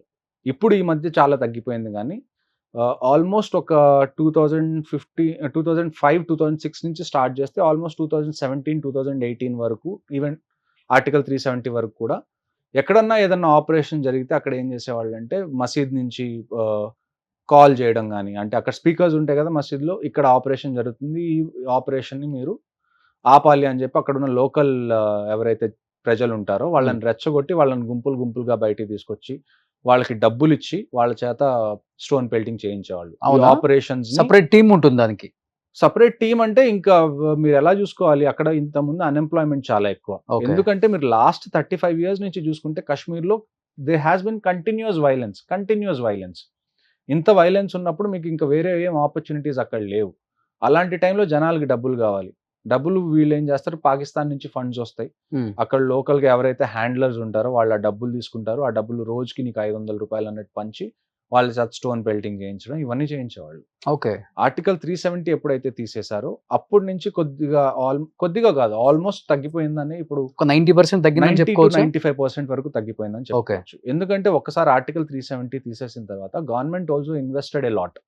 అక్కడ కొత్త విషయాలు తీసుకురావడం, ఎడ్యుకేషన్ మీద ఎక్కువ ఫోకస్ పెట్టడం, స్పోర్ట్స్ మీద ఎక్కువ ఫోకస్ పెట్టడం, దీనివల్ల డ్రగ్స్ మీద కొద్ది కంట్రోల్ తీసుకురావడం. దీనివల్ల ఏమవుతుంది అంటే, జనాలు కొత్త ఆపర్చునిటీస్ అన్ని వెతుక్కోవడంలో బిజీ అయిపోయి ఎవరు ఇప్పుడు స్టోన్ పెల్టింగ్ చేయట్లేదు. ఇంతకుముందు జనాల దగ్గర ఏం ఉండేది కాదు కాబట్టి, అక్కడ కంటిన్యూస్ గా టెర్రరిస్ట్ అటాక్ అవుతుంటే టూరిజం కూడా ఎక్కువ ఫ్లరిష్ అవ్వదు కాబట్టి, వాళ్ళకి డబ్బుల కోసం వాళ్ళు స్టోన్ పెల్టింగ్ ఇవన్నీ చేసేవాళ్ళు. ఓకే. ఒక రకంగా చెప్పాలంటే జమ్మూలో ఒక రకంగా ఉంటుంది, కాశ్మీర్ లో ఒక రకంగా ఉంటుంది. మీరు జమ్మూ కాశ్మీర్ ని మొత్తం అర్థం చేసుకోవాలంటే, మీరు ఇంతకు ముందు ఆంధ్రప్రదేశ్ అలాగుందో దాన్ని అర్థం చేసుకుంటే మీకు ఈజీగా అర్థం అవుతుంది. ఎక్కడైతే మనకి రాయలసీమ ఉందో, అంటే నేను మీకు ఓరియంటేషన్ చెప్తున్నాను రఫ్ గా, రాయలసీమ ఎక్కడైతే ఉందో దాన్ని మీరు జమ్మూ అనుకోండి, తెలంగాణ ఎక్కడైతే ఉందో దాన్ని మీరు కాశ్మీర్ అనుకోండి, ఓకే, కోస్తా ఆంధ్ర ఎక్కడైతే ఉందో దాన్ని మీరు లద్దాఖ్ అండ్ కార్గిల్ అనుకోండి. ఇందులో మనకి జమ్మూలో ఏంటి అంటే ఇట్స్ ఎ మిక్స్డ్ పాపులేషన్. మీకు హిందూస్ ఉంటారు, ముస్లిమ్స్ ఉంటారు, ఆ తర్వాత గుజ్జర్స్, బకర్వాల్స్ అని చెప్పి వీళ్ళు నొమాడిక్ అనమాట. నొమాడిక్ అంటే గొర్రెలు కాచుకునే వాళ్ళు. ఓకే. వీళ్ళు ఒకే చోట ఉండరు, వీళ్ళు మూవ్ అవుతూ ఉంటారు వాళ్ళ గొర్రెలతో పాటు, వాళ్ళ టెంట్స్ తీసుకొని. ఇలాంటి కమ్యూనిటీస్ అన్ని కలిసిమెలిసి ఉంటారు జమ్మూలో. ఓకే. అదే మీరు కాశ్మీర్లోకి వస్తే, కాశ్మీర్లో it's almost 97 to 98% Muslim population. Okay. ఆ తర్వాత మీకు లద్దాఖ్ లో ఏంటంటే మళ్ళీ మీకు బుద్ధిస్ట్ పాపులేషన్ ఉంది, ముస్లిం పాపులేషన్ మిక్స్ ఉంది, అక్కడ Hindu population a little bit. Okay. So ఇది బేసిక్ గా ఒక జమ్మూ అండ్ కాశ్మీర్ కంపోజిషన్ మీరు చూసుకుంటే ప్రజలు ఎలా ఉంటారు, వాళ్ళ రిలీజియస్ బిలీఫ్స్ ఏంటి అంటే ఇది. ఓకే. సో జమ్మూలో మనకి ఇంటర్నల్ గా పెద్ద ఏమి ఇష్యూ ఏం లేదు. జమ్మూలో కూడా ఇప్పుడు రీసెంట్ గా అటాక్స్ స్టార్ట్ అయినాయి, కానీ అవన్నీ పాకిస్తాన్ నుంచి ఇటువైపు ఎంటర్ అయిన వాళ్ళు చేస్తున్న అటాక్స్ అవి. కానీ కాశ్మీర్లో మీరు చూసుకుంటే ఏంటి అంటే, కాశ్మీర్లో మేము టెర్రరిస్ట్ని 2 రకాలుగా డిఫైన్ చేస్తాం. మేము ఐటీ అంటాం, లేకపోతే ఎఫ్టీ అంటాం. ఐటీ అంటే ఇండియన్ టెర్రరిస్ట్, ఎఫ్టీ అంటే ఫారెన్ టెర్రరిస్ట్. దీని అర్థం ఏంటి అంటే, ఇండియన్ టెర్రరిస్ట్ని మేము ఎవరిని అంటామంటే, ఎవరైతే కాశ్మీర్లో పుట్టి పెరిగి ఒక ఏజ్ వచ్చిన తర్వాత టెర్రరిజం జాయిన్ అవ్వాలని చెప్పి టెర్రరిజం జాయిన్ అవుతాడో అతన్ని మనం ఇండియన్ టెర్రరిస్ట్ అంటాం. ఓకే. ఎవరైతే పాకిస్తాన్లో పుట్టి పెరిగి లేకపోతే వేరే ఏ కంట్రీలో అన్న పుట్టి పెరిగి అక్కడ టెర్రరిజం అదంతా అలవాటు చేసుకొని ఇండియాలోకి వచ్చి అటాక్ చేయాలనుకుంటున్న వాళ్ళని మనం ఫారెన్ టెర్రరిస్ట్ అంటాం. For Okay. ఎగ్జాంపుల్ కసబ్ వచ్చాడు. Kasab is a foreign terrorist. ఎందుకంటే కసబ్ పాకిస్తాన్ నుంచి వచ్చాడు, ఇండియన్ కాదు కాబట్టి. అదే ఒకవేళ ఇంతకుముందు మనం 2017, 2016 ఆ టైంలో బురన్ వానీ అనే పేరు బాగా వినపడింది కశ్మీర్. అవును. బురన్ Wani is an Indian terrorist. తను పుట్టి పెరిగిందంతా కశ్మీర్లో, కానీ తను టెర్రరిజం జాయిన్ అవ్వడానికి తను పాకిస్తాన్కి వెళ్ళి మళ్ళీ రిటర్న్ వచ్చి తను టెర్రరిస్ట్ అయ్యాడు. ఓకే. ఎప్పుడైనా మీరు కసబ్ తో సంబంధించిన అటాక్స్ తో మీరు కసబ్- పార్టిసిపేషన్ చేశారా? కసబ్ అనేది చాలా ముందు విషయం అండి. ఒక అప్పట్లోనే- పాపని గన్తో షూట్ చేశాడు కదా, చాలా మందిని షూట్ చేశారు కసబ్. బాంబేలో అనుకుంటా. అది కసబ్ది జరిగినప్పుడు 26/11 జరిగినప్పుడు నేను కాలేజ్ 26/11 నేను కాలేజ్ లో ఉన్నా. దాని తర్వాత నేను తైకో ఆమె- ఎక్కడో తగిలింది అది. మీరు ఇప్పుడు 26/11 చూసుకుంటే అది ఎలా జరిగింది. మీరు ఒక రైల్వే స్టేషన్ లో అందరు ఉన్నారు, వాళ్ళు రైల్వే స్టేషన్ లోకి ఎంటర్ అయ్యారు, ఎవరికి ఇష్టం వచ్చినట్టు వాళ్ళని కాల్ చేశారు. ఆ తర్వాత నారిమన్ పాయింట్ కానివ్వండి, అక్కడ బేకరీ ఒకటి ఉండేది అందులో కానివ్వండి. అంటే టెర్రరిస్ట్ పబ్లిక్ ఏంటంటే ఫైర్ చేసినప్పుడు ఎవరికి ఏది తగులుతుంది ఎయిమ్ చేసి ఫైర్ చేయరు. ఇలాంటి పబ్లిక్ స్పేసెస్ లో ఏదైనా అల్లకల్లోలం చేయాలంటే కళ్ళు మూసుకొని వాళ్ళు ఫైర్ చేసినా కానీ ఎవరికొకళ్ళు తగులుతుంది, పబ్లిక్ స్పేస్ కాబట్టి. సో అలాగా ఆ ఒక్క పాపే కాదు, చాలా మంది చాలా కోల్పోయారు, చాలా మంది చనిపోయారు కూడా, చాలా మందికి చాలా ఇంజురీస్ అయినాయి, bullet injuries. Even Taj hotel మొత్తం అక్కడ కూడా చాలా మంది ఇంజూరీ అవును, అయ్యారు. అవును. మన మేజర్ సందీప్ ఉన్నికృష్ణన్ గారు, ఆయన కూడా అందులోనే చనిపోయారు. అవును. సో అది 26/11. ఈవెన్ ఆ అమ్మాయికి కూడా గవర్నమెంట్ ఒక 10 lakhs ఏదో ఎడ్యుకేషన్ కి ఒక ఫ్రీగా ఇల్లు కూడా ఇస్తానని చెప్పింది అనుకుంటా. అప్పుడు ఇచ్చిందో ఇవ్వలేదో కానీ. ప్రామిసెస్ అనేవి పొలిటీషియన్స్ చేస్తూ ఉంటారు, అది మరి పొలిటీషియన్స్ చూడాలి వాళ్ళు ఆ ప్రామిసెస్ ఎంత Okay. ఫుల్ఫిల్ చేస్తున్నారు అన్నది. ఓకే. ఇప్పుడు కాశ్మీర్ లో 1 crore పాపులేషన్ కదా, లైఫ్ స్టైల్ ఎలా ఉంటుందండి అక్కడ? కశ్మీర్ లో మీరు బేసిక్ గా చూసుకుంటే అక్కడ 2 మెయిన్ ఎంప్లాయ్మెంట్ ఆపర్చునిటీస్ కి రెండే ఉన్నాయి ఇప్పటి వరకు అయితే. ఫస్ట్ మీకు టూరిజం, చాలా మంది కశ్మీర్ కి టూరిజం కోసం వెళ్తారు. మీకు కాశ్మీర్ తెలిసిందే. యాపిల్ ఎంత ఫేమస్. ఆ తర్వాత మీకు మన దాన్ని ఏమంటారు, అక్కడ క్యాష్ క్రాప్స్ అనేవి, నేను మీకు ఒక విషయం చెప్తాను. నేను ఎక్కడైతే నా రూమ్ ఏదైతే ఉండేదో దాని బయట చాలా గులాబీ మొక్కలు ఉండేవి, వైల్డ్ రోసెస్. ఎవరు దాని నీళ్లు కూడా పోసేవాళ్ళు కాదు, కానీ ఒక్కొక్క గులాబీ నా అరచేతి అంత గులాబీలు పూసేవి, ఎవరు అవునా? పట్టించుకోకపోయినా. సో అక్కడ బేసిక్ గా ఏంటంటే సాయిల్ బాగా ఫర్టైల్. సో మీకు ప్రపంచంలో one of the costliest food item ఏంటి, కేసర్, కుంకుమ పువ్వు. కుంకుమ పువ్వు కేజీ మీకు మంచిది కావాలంటే కోట్లలో ఉంటుంది. 1.5 lakh 2 lakhs ఒక కేజీ ఉంటుంది కుంకుమ పువ్వు. సో అక్కడ కుంకుమ పువ్వు పండుతుంది. టన్స్ వస్తుంది మనకి కోట్లలో ఇక్కడికి. అవును. కుంకుమ పువ్వు కశ్మీర్ తర్వాత మళ్ళా పండేది ఎక్కడ అంటే ఇరాన్ లో, ఈ మధ్యలో ఇంకెక్కడ పండదు. సో అది ఉంది. ఆ తర్వాత మీకు ఆల్మండ్స్ ఉన్నాయి, ఆ తర్వాత వాల్నట్స్ ఉన్నాయి, ఆ తర్వాత మీకు యాపిల్స్ ఉన్నాయి. సో ఇలాంటి క్యాష్ క్రాప్స్ అనేవి అక్కడ చాలా ఉన్నాయి. ఆర్చర్డ్స్ చాలా ఉంటాయి మీకు సౌత్ కాశ్మీర్ లో చూసుకుంటే. మీరు ఈవెన్ ఇప్పుడు అమరన్ గురించి మాట్లాడారు కదా, ఆ ఆపరేషన్ కూడా దాన్ని ఏమంటారు యాపిల్ ఆర్చర్డ్స్ లోనే జరిగింది అసలు operation. Okay. So Apple orchards లో చాలా మంది టెర్రరిస్ట్ దాక్కొని ఉంటారు. ఇప్పుడు మనకి పొలాలు ఉంటాయి కదా, ఇక్కడ పొలాల్లో ఏంటంటే ఎవరన్నా నుంచుంటే మీకు ఈజీగా కనపడతారు. అదే యాపిల్ తోటల్లో ఏంటంటే మీరు ఎంతమంది టెర్రరిస్టులు అక్కడ ఉన్నా కానీ అక్కడ కనపడరు. వాళ్ళకి ఈజీగా క్యామోఫ్లాజ్ చేసుకోవడానికి చాలా ఈజీగా ఉంటుంది అక్కడ. ఓకే. సో ఇది బేసిక్ గా వాళ్ళు వాళ్ళ వృత్తులు ఏవైతే ఉన్నాయి, మళ్ళీ హ్యాండీక్రాఫ్ట్స్ చాలా బాగుంటాయి, ఆర్ట్ చాలా ఫేమస్ కాశ్మీర్ది. ఓకే. సో బేసిక్ గా వీటి మీద డిపెండ్ అవుతారు. ఎప్పుడైతే టెర్రరిజం బాగా ఎక్కువ ఉన్న టైంలో టూరిజం అనే దానికి అన్నిటికన్నా ఫస్ట్ దెబ్బ పడుతుంది. ఆ తర్వాత ఎక్కడైతే నేను చెప్పాను కదా ఇందాక, వీళ్ళు యాపిల్ ఆర్చర్డ్స్ లో కూడా చాలా టెర్రరిస్ట్ ఉన్నప్పుడు వీళ్ళు ఫార్మింగ్ మీద కూడా దెబ్బ పడుతుంది. సో లాస్ట్ 35 years ఎప్పుడైతే 1990లో కాశ్మీరీ పండిట్స్ బయటికి వెళ్ళిపోయారో కాశ్మీర్ నుంచి, ఇప్పుడు మనం 2024లో ఉన్నాం. ఆల్మోస్ట్ 34-35 years నుంచి అక్కడ శాంతి అనేది లేదు. సో బేసిక్ గా మీరు కాశ్మీర్ ని చూసుకుంటే ఒక ప్రాంతం ఏదైతే లాస్ట్ 35 years నుంచి వైలెన్స్ లో ఏదైతే ఉందో ఆ ప్రాంతం కాశ్మీర్ అని చెప్పుకోవాలి. ఇప్పుడు పుల్వామా కట్టినప్పుడు మీరు ఉన్నారా? పుల్వామా జరిగినప్పుడు నేను అక్కడే ఉన్నాను. ఓకే. నేనున్న ప్లేస్ నుంచి హార్డ్లీ 8 to 9 kilometers దూరంలో అది జరిగింది. Okay. Pulwama. So we were one of the first responders. ఇంకొకటి ఏంటి అంటే ఆ రోజు చెప్తారు కదా కంటికి కట్టినట్టు కనిపిస్తుంది అని చెప్తాం కదా మనం. అది ఇప్పటికే పుల్వామా అని పేరు చెప్పుకోగానే మీకు అది వెంటనే మొత్తం నాకు వచ్చేస్తుంది అనుకుంటా సార్? అన్నిటికన్నా ఆ రోజు బాధ అనిపించిన విషయం ఏంటి అంటే, ఈవినింగ్ నేను ఒకసారి నా అకామిడేషన్కి రాగానే నాకు సిఆర్పిఎఫ్ నుంచి ఫోన్ వచ్చింది. ఆ రోజు 44 మంది సిఆర్పిఎఫ్ మన జవాన్లు చనిపోయారు. కాశ్మీర్లో అప్పట్లో పరిస్థితి ఎలాగా అంటే, మీరు మార్కెట్లోకి వెళ్ళి ఒక కొట్లో ఇండియా ఫ్లాగ్స్ కొనుక్కునే పరిస్థితి కాదు అప్పుడు. ఓపెన్ గా ఇండియా ఫ్లాగ్స్ కూడా అమ్మేవాళ్ళు కాదు. మేము మా దగ్గర కొన్ని రీజన్ ఏమైనా ఉందా సార్ దానికి? ఎందుకంటే టెర్రరిస్ట్ కదా. ఇప్పుడు మీరు ఫర్ ఎగ్జాంపుల్ మీది ఒక షాప్ అనుకుందాం కాశ్మీర్లో, Hmm. మీకు ఇండియా ఫ్లాగ్స్ పెట్టి అమ్మాలనే ఉంది, కానీ టెర్రరిస్ట్ కి తెలిసింది అనుకోండి మీ దగ్గర ఇండియా ఫ్లాగ్స్ ఉన్నాయి అని చెప్పి, వాడు ఎప్పుడు సైలెంట్ గా వచ్చి ఎప్పుడు మీ మీద ఫైర్ చేస్తాడో మీకు తెలియదు. మీ మీదకి వచ్చినప్పుడు ఆర్మీ అక్కడే ఉంటది అని చెప్పి మేము గ్యారంటీ ఇవ్వలేం కదా. ఆర్మీ ఏంటి పెట్రోలింగ్ చేస్తా తిరుగుతూ ఉంటుంది. టెర్రరిస్ట్‌కి ఎంత టైం కావాలి? గట్టిగా వాడికి 3 to 4 సెకండ్స్ కావాలి. నేను చెప్పాను వాడు ఒక పిస్టల్ తీసుకొని వస్తాడు బైక్ మీద సైలెంట్‌గా. మీ షాప్ దగ్గరికి వస్తాడు, మీ మీద ఫైర్ చేస్తాడు, వాడు పారిపోతాడు. ఇండియా ఫ్లాగ్స్ అమ్ముతున్నాడని. అమ్ముతున్నా అని. సో దొంగతనంగా అమ్మాల్సిందే. అసలు అమ్మేవాళ్ళు కాదు ఎవరు. ఆ. ఫస్ట్ ఏంటంటే చాలా వరకు లోకల్ సెంటిమెంట్ ఇంతకు ముందు ఆర్టికల్ 370 ముందు టువర్డ్స్ పాకిస్తాన్ ఉండేది.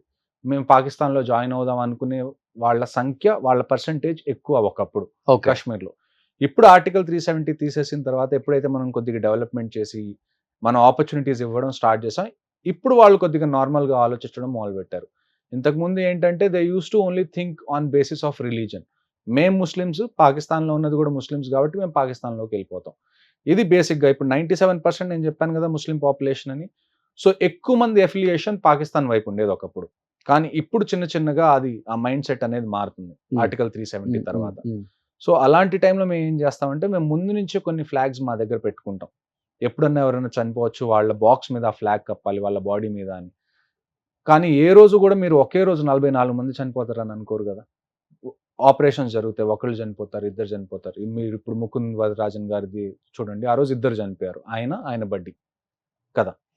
ఒకే రోజు 44 మెంబర్స్ చనిపోతారని ఏ బెటాలియన్ కూడా అనుకోదు. సో అలాంటి టైంలో సిఆర్పిఎఫ్ వాళ్ళు ఉదయం 44 మంది చనిపోతే వాళ్ళ బాడీస్ది కూడా ఏం మిగలలేదు అసలు. మొత్తం గుజ్జు గుజ్జులాగా, అంటే ఇట్స్ ఐఈడి బ్లాస్ట్ అంటాం మేము. ఐఈడి అంటే ఇంప్రొవైజ్డ్ ఎక్స్ప్లోజివ్ డివైస్. బేసిక్గా బాంబుని మేము ఐఈడి అంటాం. ఓకే. ఒక అతని కార్లో మొత్తం బాంబ్స్ ఫిక్స్ చేసుకొని సిఆర్పిఎఫ్ ఏదైతే బస్సు వెళ్తుందో ఆ బస్సును వచ్చి ఢీ కొట్టి అది డెటోనేట్ చేశాడు. సో బస్సు మొత్తం చల్లాచెదురైపోయింది, బాడీస్ అన్ని చల్లాచెదురైపోయినాయి. వాళ్ళ గౌరవ ప్రకారంగా వాళ్ళ కోసం ఒక బాక్స్ పెట్టి దాని మీద ఫ్లాగ్ కప్పారే కానీ వాళ్ళ ఇంటికి ఆ మనిషి కంప్లీట్ బాడీ, ఎవ్వరి బాడీ కూడా చేరలేదు. ఆ రోజు ఈవినింగ్ నాకు సిఆర్పిఎఫ్ ఫోన్ చేసి మీ దగ్గర ఎక్స్ట్రా ఫ్లాగ్స్ ఏమైనా ఉన్నాయా అని అడిగినప్పుడు నాకు బాధేసింది చాలా. అంటే నా మొత్తం మిలిటరీ కెరీర్లో నాకు అన్నిటికన్నా బాధేసింది అదే. That is the most painful day for me. అది దానికి ఫస్ట్ టైం గ్రౌండ్ మీద దాన్ని చూడడం, మళ్ళీ ఈవినింగ్ ఇలాంటి ఫోన్ కాల్స్ రావడం కొద్దిగా టఫ్గా ఉంటుంది. కానీ that is what it is at the end. నిజంగా అనుకోం కదా 44 ఫ్లాగ్స్ ఒకేసారి అవసరం పడతాయి అని అనుకోరు. వాళ్ళ దగ్గర ఉండుంటాయి, వాళ్ళ దగ్గర ఎన్ని ఉంటాయి, 5 ఉండుంటాయి, 6 ఉండుంటాయి. ఎవరైనా జమ్మూ నుంచి వస్తుంటే తెప్పించుకుందామని అని అనుకుంటారు, ఎవ్రీ వీక్ తెప్పించుకోవచ్చు కదా అన్నట్టు. కానీ ఒకే రోజు 44 ఫ్లాగ్స్ అవసరం పడతాయని వాళ్ళకు కూడా అనిపించి ఉండదు సిఆర్పిఎఫ్ వాళ్ళకు కూడా. బట్ ఒక్కళ్ళ బాడీ కూడా మీరు బాంబ్ బ్లాస్ట్ లో మీకు ఇంకా కష్టం కదా. అంటే మాంసం ముద్దలే రోడ్డు మీద అన్ని పడున్నాయి, వాటిని ఏరుకొని సిఆర్పిఎఫ్ వాళ్ళ బాక్సెస్ లో దాన్ని డిఎన్ఏ టెస్ట్ చేసి ఆ బాక్సెస్లో పెట్టి ఆ డిఎన్ఏని బట్టి వాళ్ళ పేర్లు రాయాలి. మీకు ఫేస్ లేదు ఐడెంటిఫై చేయడానికి ఎవరి బాడీ ఏంటి అన్నది. డిఎన్ఏ టెస్ట్ చేసి ఒక్కొక్క బాక్స్లో ఎంతైతే ఆ డిఎన్ఏకి సంబంధించిన ఫ్లెష్ మిగిలిందో ఆ ఫ్లెష్ పెట్టి దాని మీద వాళ్ళ పేరు రాసి దాని మీద ఫ్లాగ్ కప్పారు. పుల్వామాలో ఎవరైతే చనిపోయారో వాళ్ళ ఇంటికి ఇప్పటి వరకు బాడీస్ చేరలేదు, అంటే కంప్లీట్ బాడీ చేరలేదు, వాళ్ళ మాంసం ముద్దలే వెళ్ళింది. దానికి వాళ్ళు అంత్యక్రియలు చేశారు. మీ కళ్ళతో చూసారా ఘటన? నేను చూడలేదు, అయిపోయిన వెంటనే మేము రెస్పాండ్ అయ్యాం. నేనున్న చోట నుంచి నేను చెప్పి వెళ్ళి చూసేసరికి ఎలా ఉంది సార్ అక్కడ అంతా? రోడ్డు మొత్తం మాంసం ముద్దులన్నీ పడిపోయి ఏమీ లేదు ఇంకా. మొత్తం మేము వెంటనే కార్డన్ ఆఫ్ చేసేస్తారు. ఇలాంటి ఇష్యూ ఏది జరిగినా కానీ ఇంకెవరిని సివిలియన్స్ నా ఏరియాలోకి రానివ్వకుండా మొత్తం మీరు సినిమాల్లో చూస్తుంటారు కదా, టేపింగ్ చేసేస్తారు ఏదైనా క్రైమ్ జరిగితే. అలాగే సేమ్ అక్కడ జరిగిన ప్లేస్ ఏదైతే ఉందో దాంట్లోకి ఏ సివిలియన్ని రానివ్వకుండా మేము బ్లాక్ చేసేసాం. ఆ తర్వాత ఆ ప్లేస్ లోపలికి వెళ్ళి చూసిన తర్వాత, అంటే జరిగిన రోడ్ మీద ఆ సర్కిల్ లోపలికి వెళ్ళి చూసిన తర్వాత అక్కడ మొత్తం రోడ్ మీద మాంసం ముద్దలు పడిపోయి సిఆర్పిఎఫ్ వాళ్ళు పాపం దాన్ని ఎత్తుకుంటున్నారు. ఒక్కొక్క మాంసం ముద్దని వాళ్ళు స్టోర్ చేయాలి, ఎందుకంటే ఇంటికి ఏదో ఒక గుర్తు పంపించాలి కదా ఆ బాడీని. సో అది ఆ రోజు గ్రౌండ్ మీద జరిగిన రియాలిటీ. జీవితంలో దేన్నైనా ఆపొచ్చు కానీ మీరు చావును ఆపలేరు. కానీ ఆ సిచ్యువేషన్ చూసినప్పుడు అనిపించిందా, అంటే మిలిటరీ రైట్ చాయిస్ నాకు, అంటే మీకే కదా అందరికి అనిపిస్తుంది కదా ఆ టైంలో? లేదండి, ఎప్పుడు ఏం జరుగుతుందో తెలియదు, ఫ్యామిలీస్ అన్ని డిపెండ్ అయ్యి. ఆ సినిమాలో కూడా పిల్లనిచ్చే వాళ్ళు కూడా మిలిటరీ అంటే వద్దు అని, అంటే ఎప్పుడు చనిపోతారో కూడా తెలియదు కదా, మళ్ళీ నువ్వు తర్వాత వీడియోగా నేను చూడలేను చిన్న ఏజ్ లో అన్నట్టు, అంటే ఒక ఫాదర్ ఎమోషన్స్ ని కూడా బాగా చూపించారు. చూడండి, నేను ఎప్పుడు చెప్పేది ఏంటి అంటే మీ జీవితంలో మీ దగ్గరికి ఖచ్చితంగా వచ్చే విషయం ఏంటి? చావే. మీరు దాని గురించి ఎందుకు భయపడాలి? మీరు ఏమన్నా తప్పు చేస్తున్నారా? మీరు దేశం కోసం ఫైట్ చేస్తున్నారు. చావు అనేది ఏ రోజైతే వచ్చిందో అది వస్తుంది. మీరు వద్దన్నా రావద్దన్నా రమ్మన్నా కానీ అది వస్తుంది. Hmm. మీరు కాలేజ్కి వెళ్తూ బైక్ మీద నుంచి కూడా పడిపోయి చనిపోవచ్చు మీ తలరాత రాసి పెట్టుంటే, అవునా కదా? సో మీరు దాని గురించి ఆలోచించి ఇంకా మరి అందరూ ఇలానే ఆలోచిస్తే ఇంకా దేశాన్ని ఎవరు పట్టించుకుంటారు? Somebody have to go and stand there కదా. సో తప్పదు, మాకు ఫస్ట్ డే నుంచి తెలుసు ఏదైనా అవ్వచ్చు అని, but we're happy about it. మేము చనిపోతే మేము మా దేశం కోసం చనిపోతున్నాం, and I don't think there is any better way of dying than that. అమ్మ నాన్న ఎప్పుడు భయపడలేదా మీ మీరు- ఇప్పుడు నేను కొద్ది బయటకు వచ్చిన తర్వాత నేను ఈ విషయాలు మామూలు చెప్పగలుగుతున్నాను, కానీ ఎప్పుడైతే నేను యాక్చువల్గా service లో మిలిటరీలో వాళ్ళతో ఉంటే మాట్లాడకూడదు కదా ఇవన్నీ. పెద్దగా As per discuss rules. చేసేవాడిని కాదు. Hmm. లీవ్కి వచ్చినా కానీ ఎప్పుడన్నా ఒకసారి లీవ్ దొరుకుతుంది, maybe you come for 20 days, అలాగా 20-25 days, ఒక 1 week ఇంట్లో ఉండి ఆ తర్వాత ఎక్కడికొక చోట ట్రిప్కి వెళ్ళడం అలా. సో ఆల్మోస్ట్ 11 years తర్వాత నేను మొన్న దీపావళి ఫస్ట్ టైం ఇంట్లో వాళ్ళతో జరుపుకున్నాను. Hmm. సో పెద్దగా డిస్కషన్ ఉండేవి కాదు యాక్చువల్గా ఏం జరుగుతుంది అక్కడ, అలా అక్కడ సిచ్యువేషన్ ఏంటి అని చెప్పి వాళ్ళకి చెప్పేవాడిని కాదు ఎప్పుడు. అంటే మీకు 20 ఏజ్ లో ఉన్నప్పుడు మిలిటరీకి వెళ్ళారు. 20.5 ఇప్పుడు 10 years ఉండి ఇంకా 11 years 11 years తర్వాత వచ్చేసారు. రిటైర్ అయ్యాను. అంటే ఇలాంటి చూసి సంఘటనలో ప్రభావితం అయిపోయారా మీరు? వద్దు ఇలాంటి అని అనిపించిందా, లేకపోతే లేదు. ఏదైనా రీజన్ ఉందా ఆర్మీలో ఏమవుతుంది, రిటైర్డ్ అవ్వడానికి వెంటనే? ఆర్మీలో ఏమవుతుందంటే మీకు యాజ్ అన్ ఆఫీసర్ మీరు కాంబాట్ లోకి మేజర్ వరకే వెళ్తారు, అంటే ఒక మేజర్ ర్యాంక్ వరకే మీరు కాంబాట్ లోకి వెళ్తారు. ఇప్పుడు మీరు ఒక కార్పొరేట్ కంపెనీ తీసుకున్నాం, మీకు కోడింగ్ వచ్చు, ఓకే, మీరు మీ లైఫ్ అంతా కోడింగ్ చేయరు. మీరు ఒక 5 years నుంచి ఒక 10 years వరకు మీరు ప్రైమ్ కోడర్ లాగా ఉంటారు, కోడింగ్ చేస్తారు. ఆ తర్వాత మీరు కొద్దిగా సీనియర్ అయిన తర్వాత కంపెనీ మిమ్మల్ని ఏం చేస్తుంది, ఓకే, మిమ్మల్ని స్ట్రాటజీలో పెడుతుంది, మేనేజ్మెంట్లో పెడుతుంది, అడ్మినిస్ట్రేషన్లో పెడుతుంది, సీనియర్ పొజిషన్స్లో పెడుతుంది. మీరు డైరెక్ట్గా కోడింగ్ చేయరు, మీరు డైరెక్షన్స్ ఇస్తారు. మీరు మీ కింద ఉన్న కొత్త కోడర్స్కి చెప్తారు ఎలాగా కోడింగ్ చేయాలి అది ఇది అని. సేమ్ ఇన్ ది ఆర్మీ, మీకు ఎప్పుడైతే మేజర్ ర్యాంక్ వరకు మీరు కంటిన్యూస్గా కాంబాట్ సిచ్యువేషన్స్లోకి వెళ్తారు, ఫైటింగ్ సిచ్యువేషన్స్లోకి. ఒక్కసారి మీరు ఎప్పుడైతే లెఫ్టినెంట్ కల్నల్ అవుతారో you get in to strategy, you get in to planning, you get in to logistics. So మీరు ఫీల్డ్లోకి వెళ్ళేది చాలా తక్కువ ఉంటుంది, అంటే ఓకే, గ్రౌండ్ మీదకి వెళ్ళి ఫైట్ మీ అంతటి మీరు ఫైట్ చేసేది తక్కువ ఉంటుంది. సో ఫైట్ చేసే ఏజ్ వరకు నేను ఎలాగ అనుకున్నాను అంటే నా యూత్ అనేది నా దేశానికి నేను ఇవ్వాలి అని. అంటే మీరు విత్ ఇన్ 10 years లోనే మేజర్ అయిపోయారు కదా. అవును, ఇన్ కేస్ ఉండుంటే మీరు అక్కడ లెఫ్టినెంట్ కర్నల్ ఫస్ట్ విషయం ఆ ఏంటంటే స్థాయికి కూడా వచ్చేవాళ్ళు, ఎందుకంటే చాలా 30, 31, 32 32 మీకు అంతే. అంతే. అంత చిన్న ఏజ్ లోనే ఎందుకు వచ్చేసారు? ఫస్ట్ విషయం ఏంటి అంటే నేను ఎప్పుడు కూడా నేను 30th బర్త్డే నేను సెలబ్రేట్ చేసుకుంటాను నేను అనుకోలేదు. ఎందుకు? మీకు ఇందాక మీరే అన్నారు కదా, ఆర్మీలో ఎప్పుడైనా ఏదైనా అవ్వచ్చు. ఓకే, నేను నర్సాపేట అంటే అలాంటి సంఘటనలు ఏమన్నా జరిగాయా? మీరు అంటే మీరు 30th బర్త్డే కూడా నేను చేసుకోలేను అనుకున్నానని మీరు అనుకున్నారు అంటే, అంటే అంత దారుణమైన సిచ్యువేషన్స్ ఏమున్నాయి? ఒక్కసారి మీరు రాష్ట్రీయ రైఫిల్స్కి వెళ్ళిపోతే ప్రతిరోజు మీకు వార్. అక్కడ ఉదయం లేచిన దగ్గర నుంచి పడుకునే వరకు యు ఆర్ హంటింగ్. ఇప్పుడు బుల్లెట్ నీకు తగలచ్చు, టెర్రరిస్ట్ కి తగలచ్చు. ఓకే, ముకుంద్ వరదరాజన్ గారు ఉన్నారు, హీఈస్ వెల్ ట్రైన్డ్, హీఈస్ అ కమాండో జస్ట్ లైక్ మీ, కానీ ఆయన బుల్లెట్ తగిలింది కదా ఒక పాయింట్ లో. మీ ఫేట్ ఎలాగుందో మీకు తెలియదు. సో మీరు అలాంటి సిచ్యువేషన్ లో ఉన్నప్పుడు మీరు చనిపోయే ఛాన్సెస్ ఉంది. ఓకే, సో నేను అలానే అనుకున్నా ఏదైనా అవ్వచ్చు. కాశ్మీర్ అంటే బేసిక్ గా మీరు ఆర్మీలో మీరు లాస్ట్ 10 years చూసుకోండి ఒకసారి, ఎక్కువ మంది ఆర్మీ సోల్జర్స్ చనిపోయిన ప్లేస్ ఏది? మీకు ఉరి కానివ్వండి, లేకపోతే పుల్వామా కానివ్వండి, ఇవన్నీ ఎక్కడ జరుగుతాయి? మీకు బేసిక్గా కాశ్మీర్లోనే జరుగుతాయి. సో అలాంటి చోట మీరు వెళ్ళినప్పుడు మీరు బతుకుంటారా లేదా అన్నది మీకు తెలియదు. Anything can happen. మీరు మీ వెహికల్ తీసుకొని వెళ్తుంటే మీ వెహికల్ కూడా జస్ట్ లైక్ పుల్వామాకి ఎలాగ బాంబ్ బ్లాస్ట్ అయిందో మీ వెహికల్ మీద బాంబ్ బ్లాస్ట్ అవ్వచ్చు. మీరు మామూలుగా రోడ్ మీద నుంచున్నారు అక్కడ డ్యూటీలో, మీ మీద ఎవరైనా ఫైర్ చేసి వెళ్ళిపోవచ్చు. మీ దగ్గర బుల్లెట్ ప్రూఫ్ జాకెట్ ఉంటుంది, మీ దగ్గర కూడా వెపన్ ఉంటుంది, కానీ యూ నెవర్ నో ఫేట్ అనేది ఎలాగుందో మీకు తెలియదు. ఎప్పుడు బుల్లెట్ ప్రూఫ్ జాకెట్ వేసుకునే ఉంటారు. మీరు ఒక్కసారి మీ రూమ్ నుంచి బయటకు వచ్చారా, బుల్లెట్ ప్రూఫ్ జాకెట్ ఉండాలి, బుల్లెట్ ప్రూఫ్ హెల్మెట్ ఉండాలి, మీ చేతిలో వెపన్ ఉండాలి, మీరు మొత్తం యూనిఫామ్ లో ఉండాలి. రాష్ట్రీయ రైఫిల్స్ లో మీరు bullet proof jacket almost 24/7 that becomes part of your body. ఆ వెపన్, ఆ బుల్లెట్ ప్రూఫ్ జాకెట్ ఇంకా మీ శరీరంలో ఒక భాగం అనుకోవడమే మీరు అక్కడ ఉన్నన్ని రోజులు. సో కాశ్మీర్లో అలాంటి సిచ్యువేషన్ రాష్ట్రీయ రైఫిల్స్ లో ఎస్పెషల్లీ. ఓకే, మీరు కంటిన్యూస్ గా బుల్లెట్ ప్రూఫ్ జాకెట్ లోనే ఉంటారు. సో ఎన్ని టైమ్స్ అటాక్ జరుగుతుంది మీ మీద? అటాక్ అంటే ఆల్మోస్ట్ ప్రతిరోజు ఏదో ఒకటి జరుగుతూనే ఉండేది. ఫస్ట్ స్టోన్ పెల్టింగ్ జరిగేది, ఆ తర్వాత కొన్ని ఆపరేషన్స్ నేను చేశాను, టెర్రరిజం ఆపరేషన్స్. ఆ తర్వాత నేను కొన్ని మంత్స్ అండర్ కవర్ లో ఉన్నాను, కోవర్ట్ లో. ఓకే, సో ప్రతిరోజు దినదిన గండం అన్నది చెప్పు. కోవర్ట్ ఆపరేషన్స్, అమ్మో. కోవర్ట్ ఆపరేషన్స్ నేను ఆల్మోస్ట్ 8 to 9 months నేను అండర్ కవర్ ఉన్నాను. అవునా? అవును. ఓకే, సో అందులో కూడా మీరు ఇంటీరియర్స్ లోకి వెళ్తారు బాగా. అంటే కాశ్మీర్లో మీరు జనరల్ గా కాశ్మీర్ అంటే మీకు ఏముంటుంది, శ్రీనగర్, గుల్మర్గ్, అమర్నాథ్ యాత్ర, అంటే ఇలాంటి ఏరియాస్ మీకు గుర్తొస్తాయి యాజ్ సివిలియన్స్. సోల్జర్స్కి ఏంటి అంటే మేము ఇంటీరియర్స్ చిన్న చిన్న విలేజెస్లో కూడా వెళ్ళాలి, ఎక్కడైతే చాలా తక్కువ మంది జనం ఉన్నారో, ఎక్కడైతే టెర్రరిస్టులు దాక్కోవడానికి చాలా ఛాన్సెస్ ఉన్నాయో మీరు టెర్రరిస్ట్ని ట్రాక్ చేసుకుంటూ వెళ్తారు. ఫర్ ఎగ్జాంపుల్ మీకు ఒక ఇన్ఫర్మేషన్ వచ్చింది, ఈ విలేజ్లో 3-4 టెర్రరిస్ట్ ఉన్నారు అని. మీరు యూనిఫామ్ వేసుకొని బయలుదేరితే ఏమవుతుంది అంటే ఎవరో ఒకళ్ళు చూస్తారు, వాళ్ళు వెంటనే చెప్పేస్తారు ఆర్మీ రాబోతుంది నువ్వు పారిపో అని చెప్పి. ఆ సర్ప్రైజ్ ఎలిమెంట్ని మీరు క్యారీ చేయాలి అంటే మీరు ఫస్ట్ సివిల్ డ్రెస్లో వెళ్ళాలి. ఒక 3-4 రోజులు వాళ్ళ మీద నిఘా పెట్టాలి.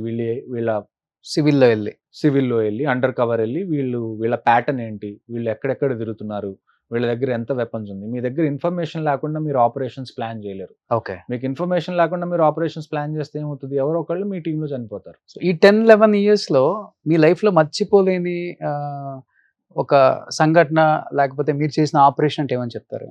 ఆపరేషన్ ఒకటి ఏంటి అంటే నేను ఇలానే అండర్ కవర్లో నేను సౌత్ కాశ్మీర్లో తిరుగుతున్నాను. సౌత్ కాశ్మీర్లో మీకు టెర్రరిస్ట్ బాగా ఎక్కువ. ఓకే. అక్కడ లోకల్స్ కూడా దానికి చాలా సపోర్ట్ చేస్తారు. అంటే వాళ్ళ ఇళ్లలో వాళ్ళని దాచిపెట్టుకోవడాలు. ఎందుకంటే మీరు ఎలా చూసుకోవాలి, ఈ టెర్రరిస్టులు అవుతున్న వాళ్ళు అక్కడి నుంచి వెళ్ళిన వాళ్ళే కదా.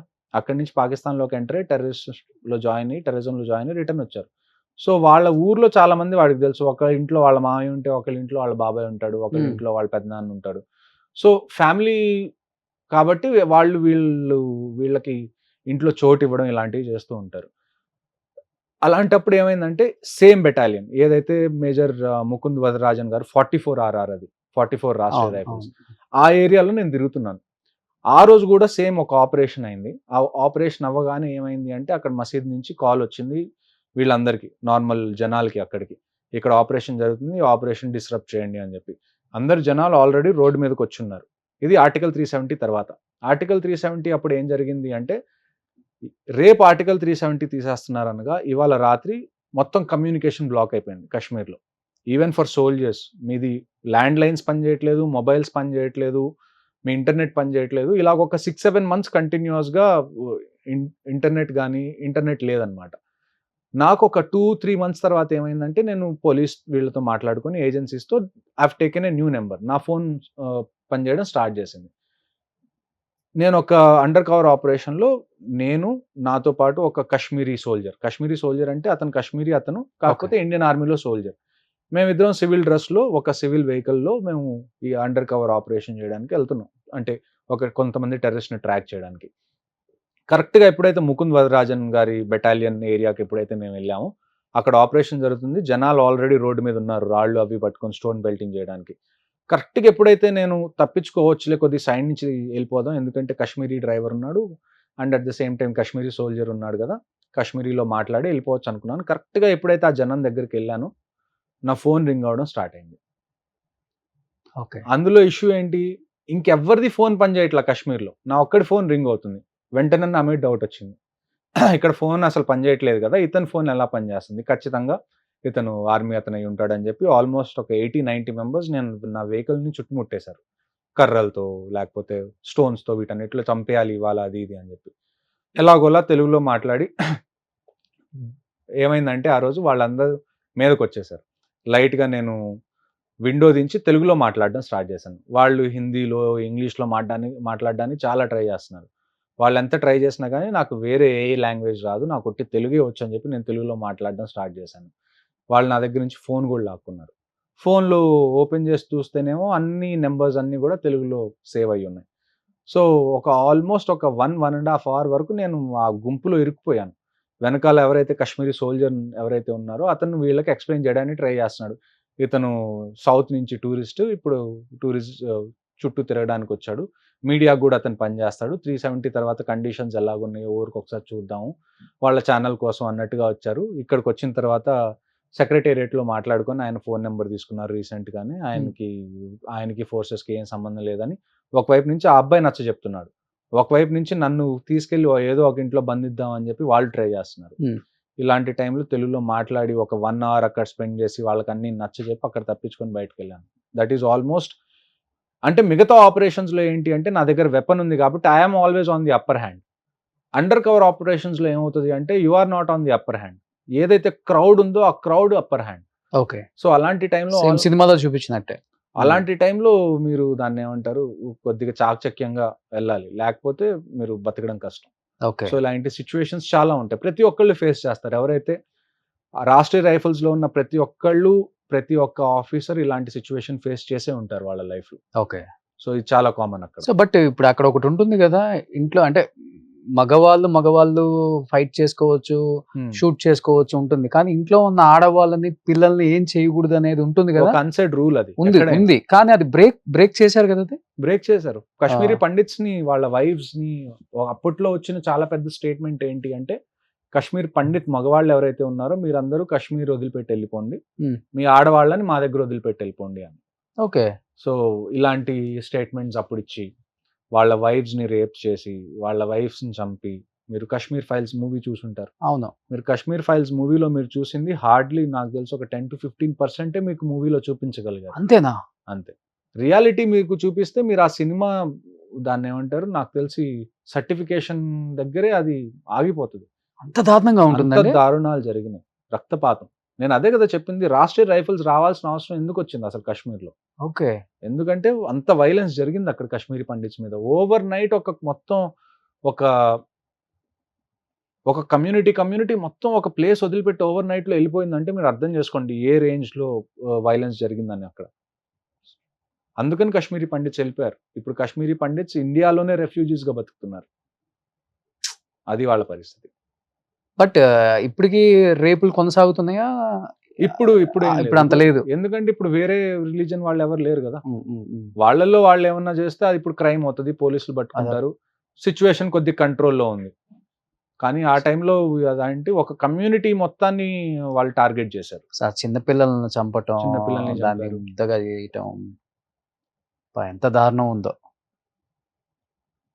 బట్ ఇప్పుడు మీరు చెప్పారు ఒక ప్లేస్ నుంచి ఇంకో ప్లేస్‌కి వెళ్ళటానికి కూడా మనకి చాలా టైం పడుతుంది. ఎందుకంటే ఎస్పెషల్లీ ఐస్ Hilly మంచుగడ్డలు areas ఉంటాయి. ఉన్నప్పుడు. ఇప్పుడు చాలా మంది ప్రెగ్నెంట్ వుమెన్స్ ఉంటారు. Hmm. చిన్న పిల్లలకి ఏదైనా హెల్త్ బాగాలేనప్పుడు ఎలా అండి? ట్రాన్స్‌పోర్టేషన్ ఉండదు. Hmm. అలాంటి సమయంలో ఎలా అసలు? ఆర్మీ హెల్ప్ చేస్తుందండి. మీకు కాశ్మీర్‌లో ఏంటి అంటే ఆర్మీ ప్రెజెన్స్ చాలా ఎక్కువ. అవసరం కాబట్టి ఎక్కువ. మీకు కాశ్మీర్ ఎలా చూసుకోవాలి? ఒకవైపు మీరు కాశ్మీర్ మొత్తం మీకు ఎల్ఓసి ఉంది. ఎల్ఓసి దగ్గరంతా ఆర్మీ ఉంది. మళ్ళా కాశ్మీర్ వ్యాలీ లోపల రాష్ట్రీయ రైఫిల్స్ మీకు బెటాలియన్స్ ప్రతి చోట కనపడతాయి. ఓకే. ప్రతి చోట. అంటే ఒక్కొక్క బెటాలియన్‌కి ఒక్కొక్క జ్యూరిస్డిక్షన్ ఉంటది. ఈ ఏరియాలో మీరు ఆపరేట్ చేయాలి అని. మీ ఏరియాలో మంచు పడింది ఫర్ ఎగ్జాంపుల్.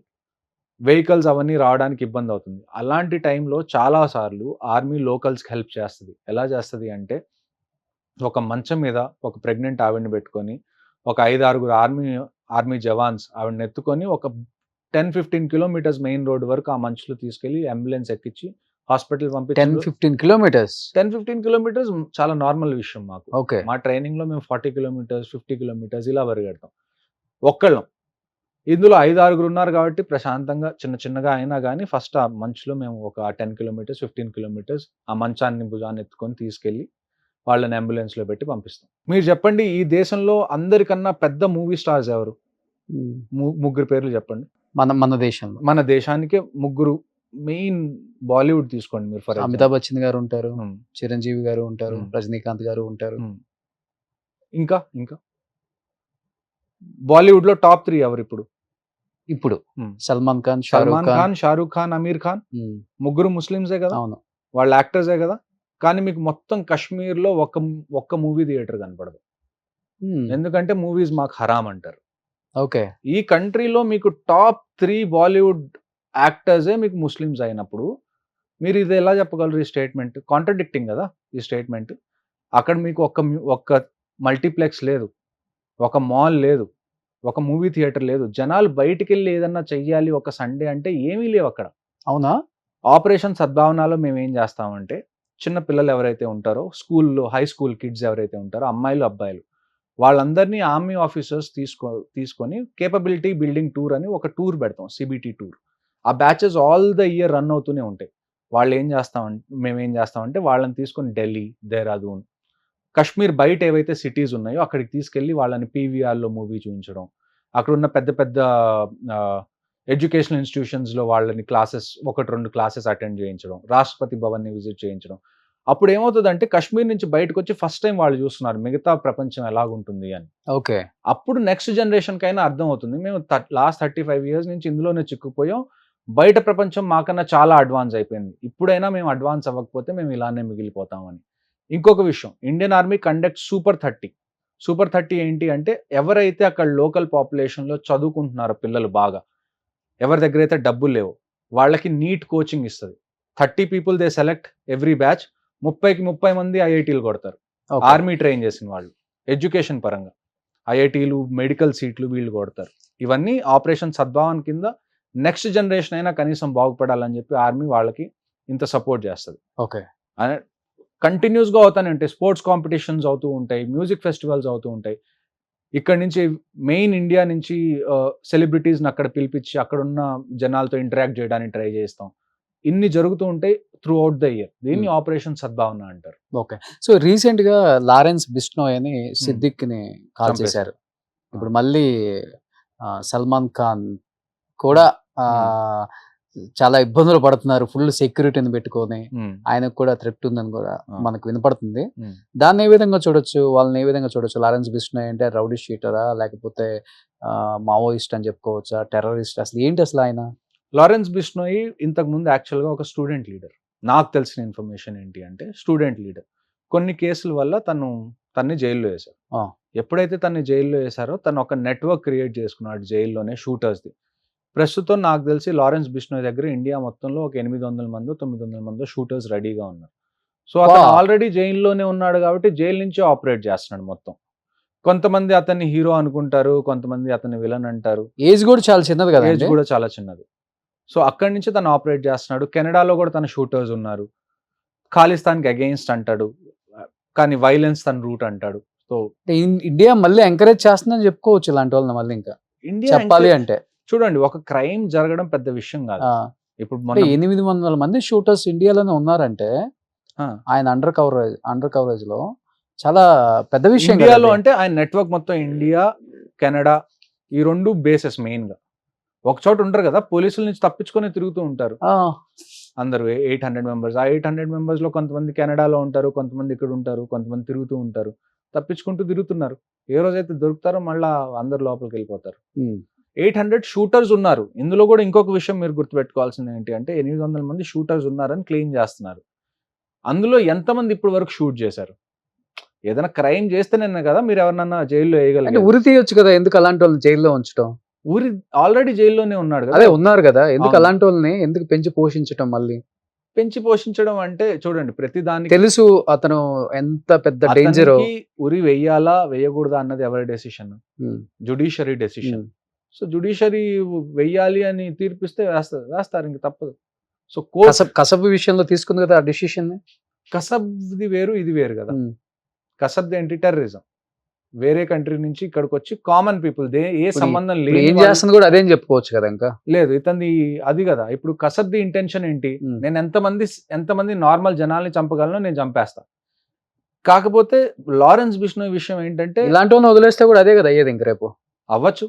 మీరే అన్నారు 800 మంది షూటర్స్ అంటే, 800 మెంబర్స్ షూటర్స్ అంటే రేపు జరగబోయేది కూడా అదే కదా. ఇంకా అయి ఉండొచ్చు ఖచ్చితంగా. మీరు భయపడడంలో అస్సలు తప్పే లేదు. మనం ఎక్కడ ఆపుతాం దీన్ని? మరి మీరే యాజ్ ఎ సొసైటీ మీరు దీన్ని టేకప్ చేస్తేనే కదా కోర్ట్ అయినా చెప్పేది. మీరు చెప్తుంటే 800 మంది షూటర్స్ అని. ఇండియన్ పాపులేషన్ మీరు చూసుకోండి 1.4 బిలియన్. 1.4 బిలియన్ లో 800 అంటే ఎంత?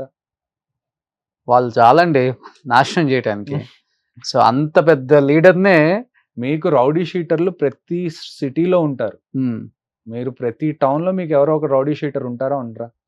విషయం ఏంటి అంటే కొంతమంది రౌడీ షీటర్ల దగ్గర కొడవలు ఉంటుంది, కొంతమంది రౌడీ షీటర్ల దగ్గర కత్తి ఉంటుంది, కొంతమంది దగ్గర గన్ ఉంటుంది. వెపన్ ప్రొఫైల్ మారుతుంది కానీ మైండ్ సెట్ ఉన్న వాళ్ళు మీకు ప్రతి సిద్దిక్ అంటే ఇప్పుడు పొలిటీషియన్ కాబట్టి 1,00,000 రీజన్స్ ఉంటాయి. ఓకే, వాళ్ళు చంపేయటానికి. వై సల్మాన్ ఖాన్? అసలుకి Salman Khan the main story ఏమని చెప్తారు అంటే ఒక బ్లాక్ బక్ కేసు అని ఒకటి ఉంది ఇంతకు. బ్లాక్ బక్ అంటే బిష్నోయ్ కమ్యూనిటీ ఒకటి ఉంది. ఆ బిష్నోయ్ కమ్యూనిటీ ఏంటంటే వాళ్ళు నేచర్ని చాలా ఎక్కువ ప్రేమిస్తారు. ఎలా ప్రేమిస్తారంటే బిష్నోయ్ కమ్యూనిటీలో ఒక బ్లాక్ బక్ అంటే నల్ల జింక అన్నమాట. అది ఓకే, కృష్ణ జింక. అప్పుడు అది కేసు మీకు గుర్తుందా? కృష్ణ జింక. ఆ కృష్ణ జింక ఎప్పుడైతే చనిపోతుందో దాన్ని దూడు ఉంటుంది కదా, కాఫ్, దానికి అక్కడ వాళ్ళ ఆడవాళ్ళు వాళ్ళ పాలు తాపించేవారు తల్లి కోల్పోతే ఆ కృష్ణ జింకని. ఓకే. సో వాళ్ళు నేచర్ని అంత బాగా ప్రేమిస్తారు. వాళ్ళకి కొన్ని రూల్స్ ఉంటాయి, 17 రూల్స్ ఎన్నో రూల్స్ ఉంటాయి ఆ కమ్యూనిటీకి. ఆ కమ్యూనిటీలో ప్రతి ఒక్కళ్ళు ప్రతి సంవత్సరం ఇన్ని చెట్లు నాటాలి, అక్కడున్న నేచర్ని దాన్ని ఏమంటారు వెజిటేరియన్సే అయి ఉండాలి, అక్కడున్న నేచర్ని వాళ్ళు ప్రేమించాలి. సో ఎప్పుడైతే ఆ కృష్ణ జింక కేసులో సల్మాన్ ఖాన్ ఇరుక్కున్నాడో అప్పటి నుంచి లారెన్స్ బిష్నోయ్ ఆ రీజన్ చెప్పి నేను సల్మాన్ ఖాన్ని చంపుతానని చెప్పి చెప్తున్నాడు. అది ఎంత నిజమో దాని వెనకాల ఏ మోటివ్ ఉందన్నది మనం కరెక్ట్ చెప్పలేం. కానీ పైకి చెప్తున్న రీజన్ ఏంటి అంటే ఆ కృష్ణ జింకని మేము చాలా దాన్ని ఏమంటారు ఆ కమ్యూనిటీకి ఒక చిహ్నం లాంటిది, అది ఒక గుర్తు లాంటిది అది.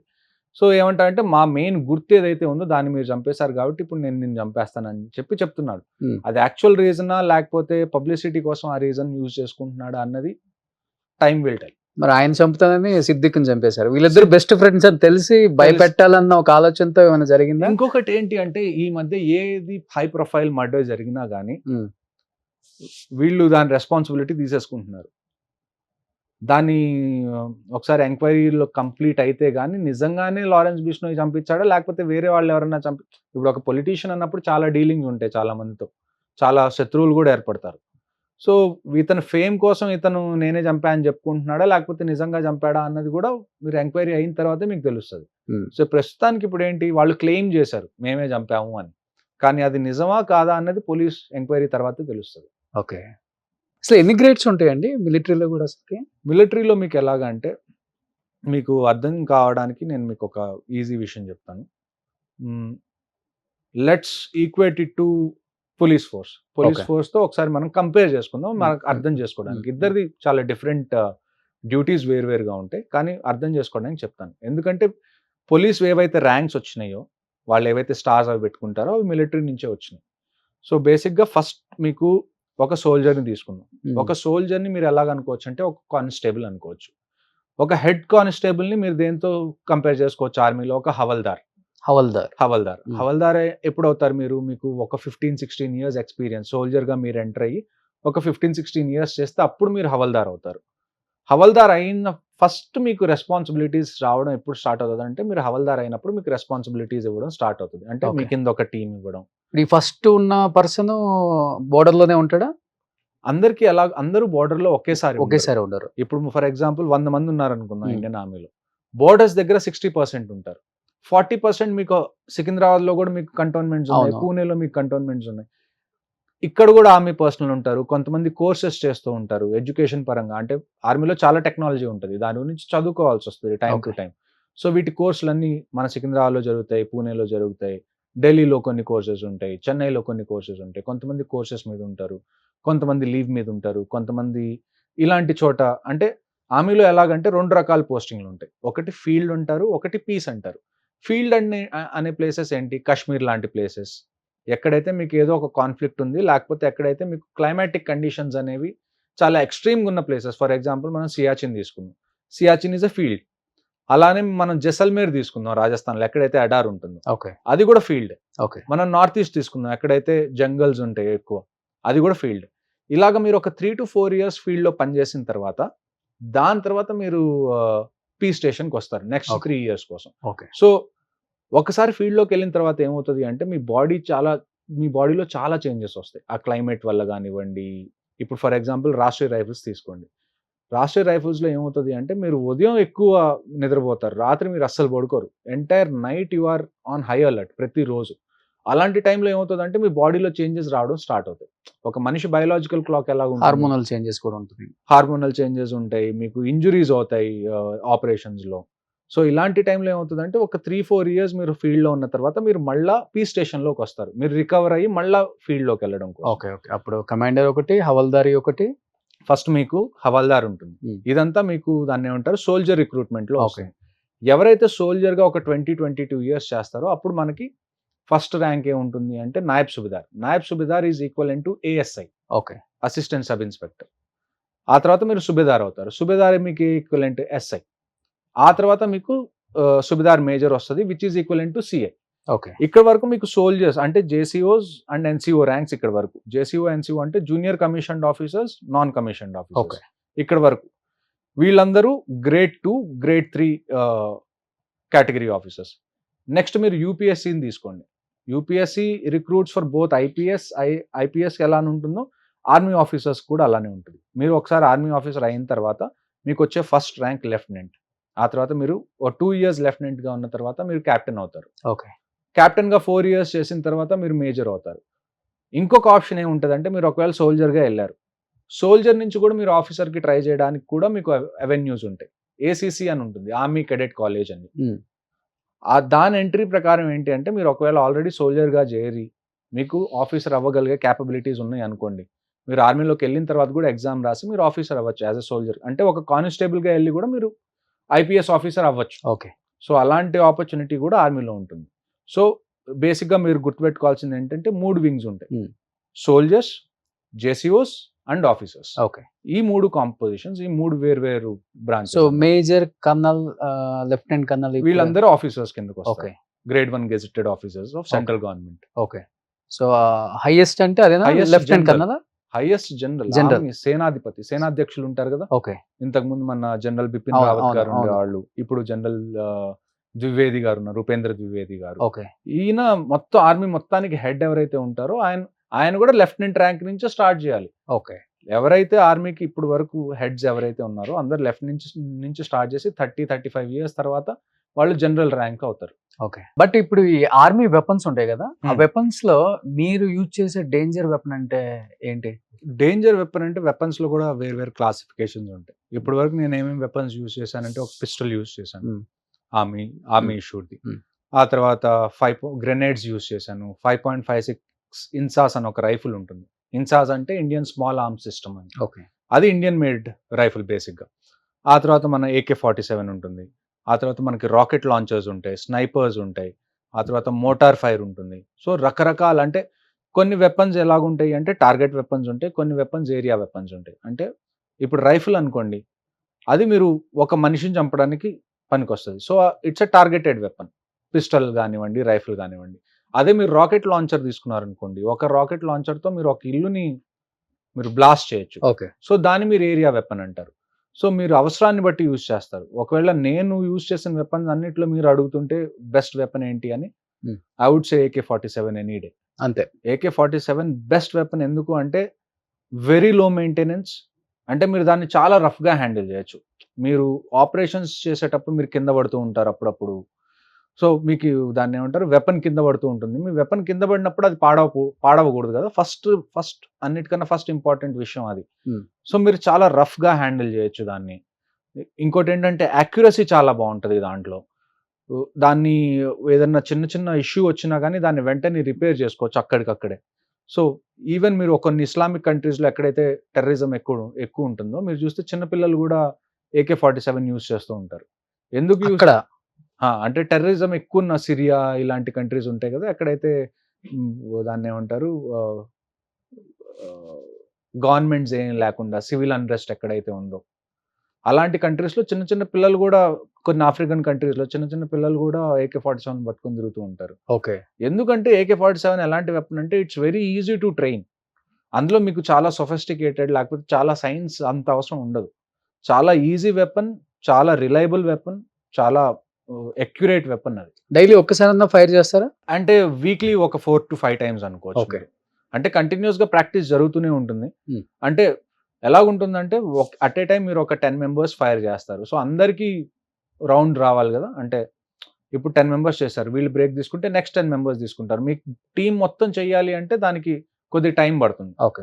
సో అలా అందుకని చెప్పి ఒకసారి ఇవాళ చేస్తే మేబీ రేపు నీ ఛాన్స్ రాకపోవచ్చు, ఎల్లుండి మళ్ళీ సో మీకు ఇబ్బంది లేకపోతే చెప్పండి ఆన్సర్. అంటే మీ మీద కూడా అటాక్స్ జరుగుతుంటాయి కాబట్టి వాళ్ళు మీ మీద ఫైరింగ్ చేసేటప్పుడు మిమ్మల్ని మీరు సేవ్ చేసుకోవడానికి మీరు హతమార్చుంటారు చాలా మందిని, టెర్రరిస్టులని, మావోయిస్టులు కూడా ఉంటారు కదా ఆ ఏరియాలో, ఉండరా? ఓన్లీ టెర్రరిస్టులే.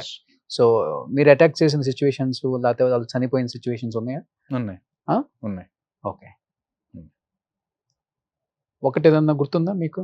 ఎలాగా అంటే ఒక ఆపరేషన్ చెప్తాను. ఏం జరిగింది అంటే ఒక చెక్ పోస్ట్ మేము పెడతాం జనరల్గా ఒక ఏరియాలో. ఆ రోజు ఏమైందంటే నేను కొద్దిగా లేట్గా వెళ్ళాను అనమాట. మా ముందే అక్కడికి పోలీసులు వచ్చేసి పోలీసులు చెక్ పోస్ట్ పెట్టారు మా బదులు. సో ఒక బైక్ మీద 3 టెర్రరిస్టులు వచ్చి ఆ పోలీసుల మీద ఫైర్ చేయడం మొదలు పెట్టేశారు. ఓకే. రోడ్ మీద నైట్, ఇది 9-9:30 ఆ టైంకి అనమాట.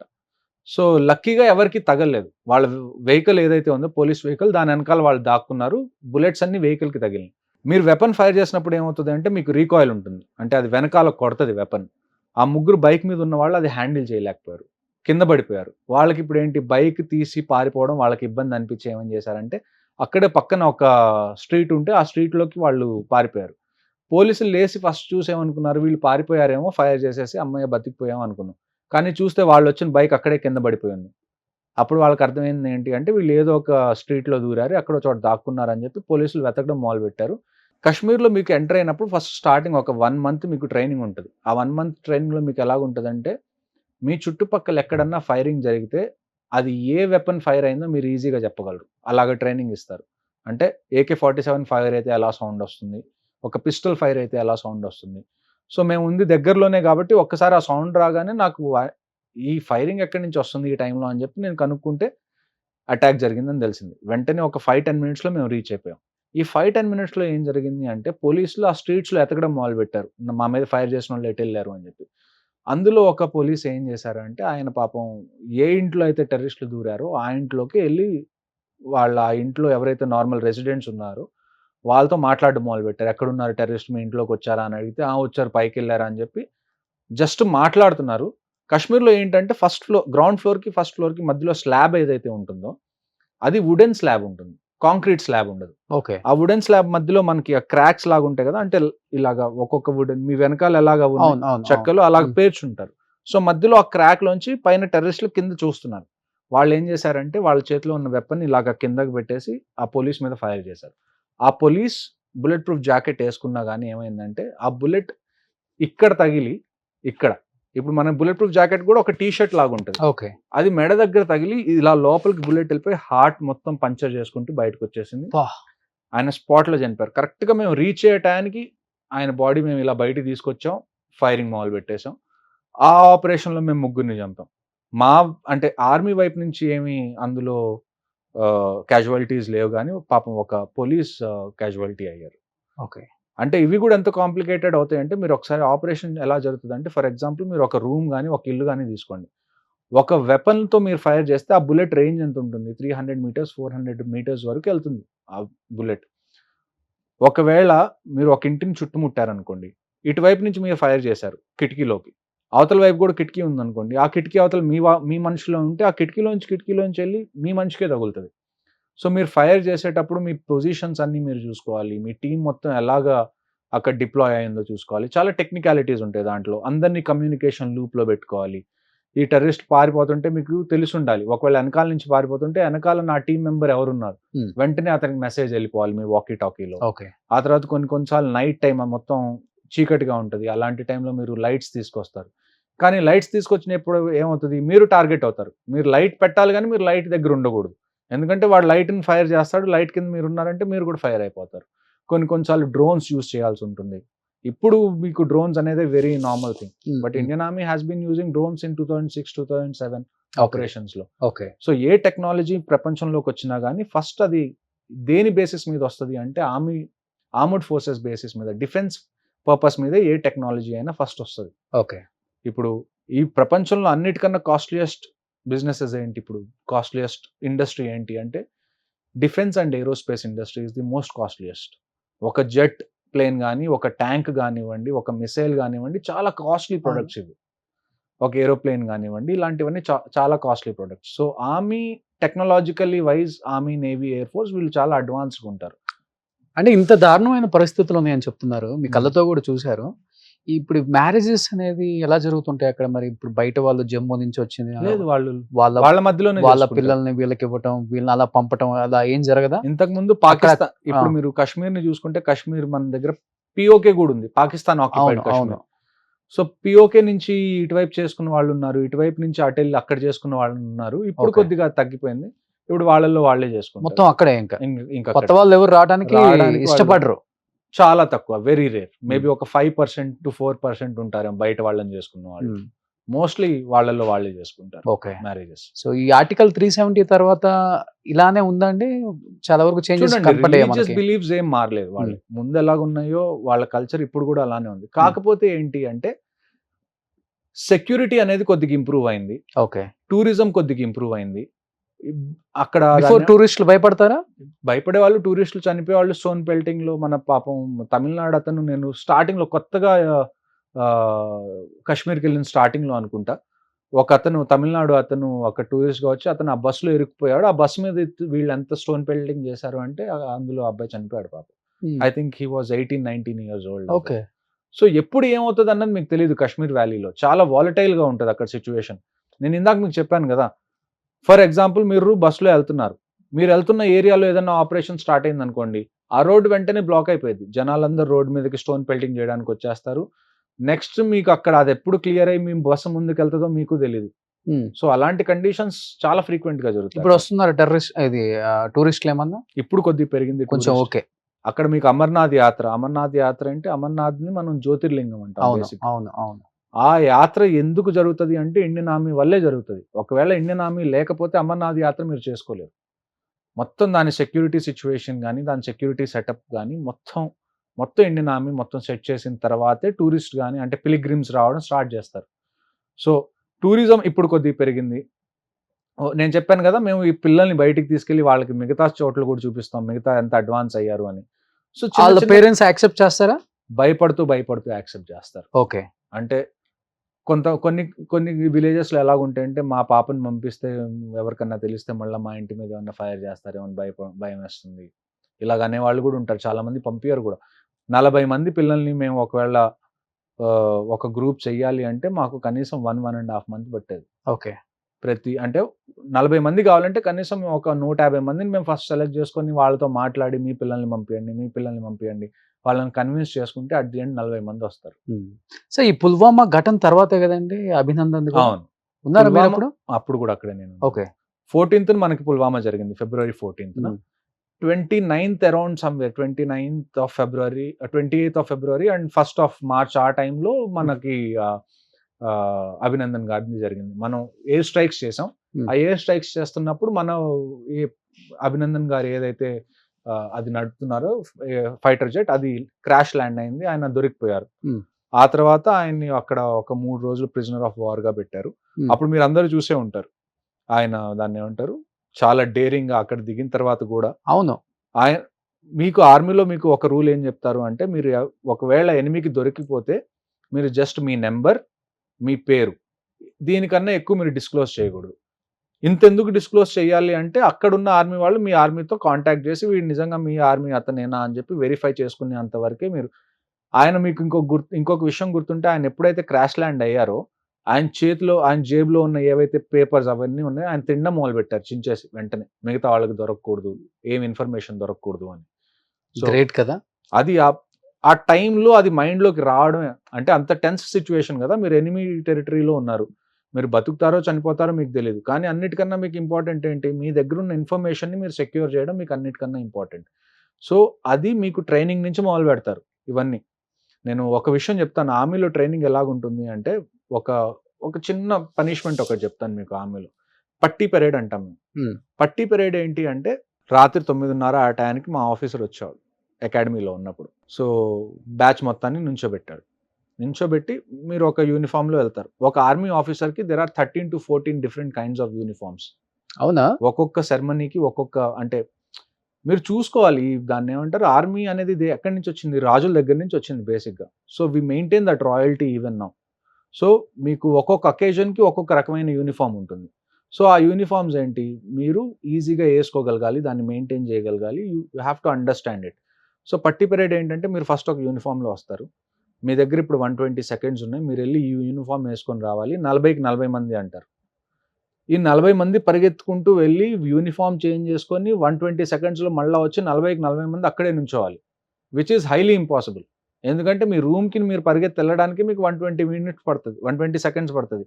మీరు మళ్ళీ చేంజ్ చేసుకుంటారు, మళ్ళీ పరిగెత్తి రిటర్న్ రావాలి, మళ్ళీ నుంచోవాలి. సో ఎవరో ఒకళ్ళు ఏదో ఒక తప్పు చేస్తారు, బటన్ తప్పు పెట్టుకోవడం, లేస్ తప్పుగా కట్టుకోవడం, లేకపోతే ప్రెస్ అయ్యలేదు, మీ స్టార్స్ ఉంటాయి, ఆ స్టార్స్ మీరు పాలిష్ చేయలేదు, మీ బ్యాడ్జెస్ అవన్నీ. సో ప్రతి చిన్న విషయం నోటీస్ అవుతుంది అనమాట. ఒకవేళ 40 మందిలో ఒక్కటి సరిగ్గా చేయలేదా, మళ్ళా 40 మందిని పంపిస్తారు. Okay. So this happens the entire night. రాత్రి 9:30కి మొదలు పెడితే ఉదయం 5 వరకు ఇది నడుస్తూనే ఉంటుంది.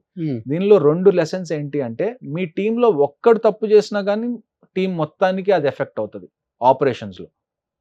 ఒక్కడి ఫిజికల్ ఫిట్నెస్ తక్కువ ఉందనుకోండి మీ టీంలో, లేకపోతే ఒకడు సరిగ్గా నేర్చుకోలేదు అనుకోండి మీ టీంలో, వాడు మీకు ప్లస్ అవ్వడు, వాడు మీకు మైనస్ అవుతాడు. వాడి వల్ల మిగతా వాళ్ళందరూ కూడా ఫైరింగ్ అంటే ఆ లైన్ ఆఫ్ ఫైర్లోకి వచ్చే ఛాన్సెస్ ఉన్నాయి.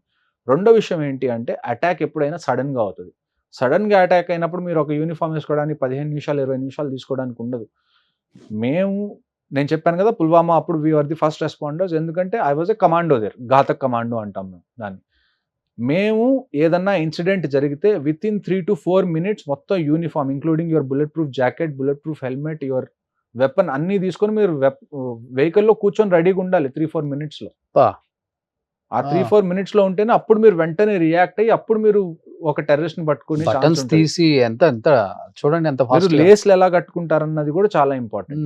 ఆర్మీలో ప్రతి దానికి ఒక పద్ధతి ఉంటుంది. మీరు లేస్ కట్టుకునే దానికి కూడా ఒక పద్ధతి ఉంటుంది. ఎందుకంటే ఒకవేళ మీరు ఆపరేషన్ చేసేటప్పుడు మీరు లేసెస్ ఊడిపోయినాయి అనుకోండి, మీరు కింద పడతారు. మీ వెపనే మీకు గుచ్చుకొని ఏదైనా అవ్వచ్చు. మీకు మీ వెపన్ బ్యారెల్ ఉంటుంది కదా, ఒకసారి అది చూసుకుంటే ఎలాగ సన్న కడ్డీలాగా ఉంటుంది. మీరు చూసుకుంటే మీరు ఒకవేళ ఇలాగ మీ మేడల్ మీద స్లాబ్ లేస్తూ కొన్ని కడ్డీలు వదిలిపెడతారు చూసారా, అలాంటి కడ్డీ మీద మీరు పడితే ఏమవుతుంది, గుచ్చుకుపోతుంది కదా, వేరే వైపు నుంచి వస్తుంది కదా. So weapon also acts the same way. మీరు ఒకవేళ మీ లేస్ ఊడిపోయి రాత్రిపూట మీరు ఆపరేషన్ చేస్తున్నప్పుడు మీరు కింద పడుతూ మీ వెపన్ ఇక్కడ ఉండిపోయింది అనుకోండి, ఇటు దిగి వెనకాల నుంచి బయటకు వస్తుంది వెపన్ బ్యారెల్. సో ఎంత షార్ప్ ఉంటుంది. షార్ప్ అని కాదు, మీరు ఆ ఫోర్స్ లో పడతారు. ఓకే. దాన్ని ఏమంటారు, AK-47 షార్ప్గా ఉంటుంది, ఇన్సాస్ అంత షార్ప్గా ఉండదు. సో ఏదైనా అవ్వచ్చు. కొన్నిసార్లు ఏమవుతుంది, మీరు ఒకసారి ఇంకొక ఇన్సిడెంట్ చెప్తాను. నా సోల్జర్కి ఏమైందంటే, ఉదయాన్నే డ్యూటీ ఎక్కుతున్నాడు. తను 2 minutes లేట్ అయిపోయాడు తన బంకర్కి రీచ్ అవడానికి. తను పరిగెడుతూ వెళ్తూ ఒక చోట కాలు జారి కింద పడ్డాడు. కింద పడ్డగానే తన వెపన్ ఫైర్ అయిపోయి ఇక్కడి నుంచి బుల్లెట్ వెనకాల నుంచి బయటకు వచ్చేసింది. ఒక 2 inches ఇటు తగులుంటే స్పాట్, అక్కడికక్కడే చనిపోయాడు హార్ట్కి తగిలి. సేమ్ అమరంలో అక్కడే తగులుతుంది. సో మీకు మీ వెపన్ ఎలా హ్యాండిల్ చేయాలి, మీ యూనిఫామ్ ఎలా మీరు వేసుకోవాలి, మీ లేసెస్ ఎలా కట్టుకోవాలి, మీ బుల్లెట్ ప్రూఫ్ జాకెట్ ఎలా పెట్టుకోవాలి, మీ కిట్టింగ్ మీరు ఎంత జాగ్రత్తగా చూసుకోవాలి, ప్రతిదీ, మీ హెల్మెట్ మీకు కరెక్ట్ ఫిట్టా కాదా, ప్రతి విషయం మీరు చూసుకుంటే తప్ప మీరు ఒక ఆపరేషన్లో యాజ్ ఏ కమాండో మీరు కరెక్ట్గా ఆపరేషన్ చేయలేరు. మిలిటరీ వాళ్ళతో 2 days కూర్చున్నా కానీ సరిపోదు టైం. అన్ని స్టోరీస్ ఉంటాయి. అవును, బ్లాస్టింగ్ స్టోరీస్ అన్ని కూడా. అవును. ఇంకోటి అన్నిటికన్నా నాకు బాగా నచ్చే విషయం ఏంటి అంటే, ఈ దేశాన్ని మిలిటరీ వాళ్ళు చూసినంత అంటే అన్ని ప్లేసెస్, ఇప్పుడు నేను almost all the western states have covered, north east కూడా. Okay. Jammu and Kashmir have covered. So I'm a very passionate biker also.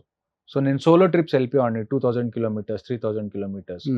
So ఈ అడ్వెంచర్ స్పిరిట్ అనేది కూడా మీకు ఆర్మీలో వస్తుంది. మీరు 2000-3000 వెళ్ళే వాళ్ళ బైక్ లో 15 days లీవ్ అని చెప్పాను కదా, లీవ్కి వచ్చేవాడిని. ఒక 1 week ఇంట్లో. ప్రపోజల్స్ ఏమైనా వచ్చాయా?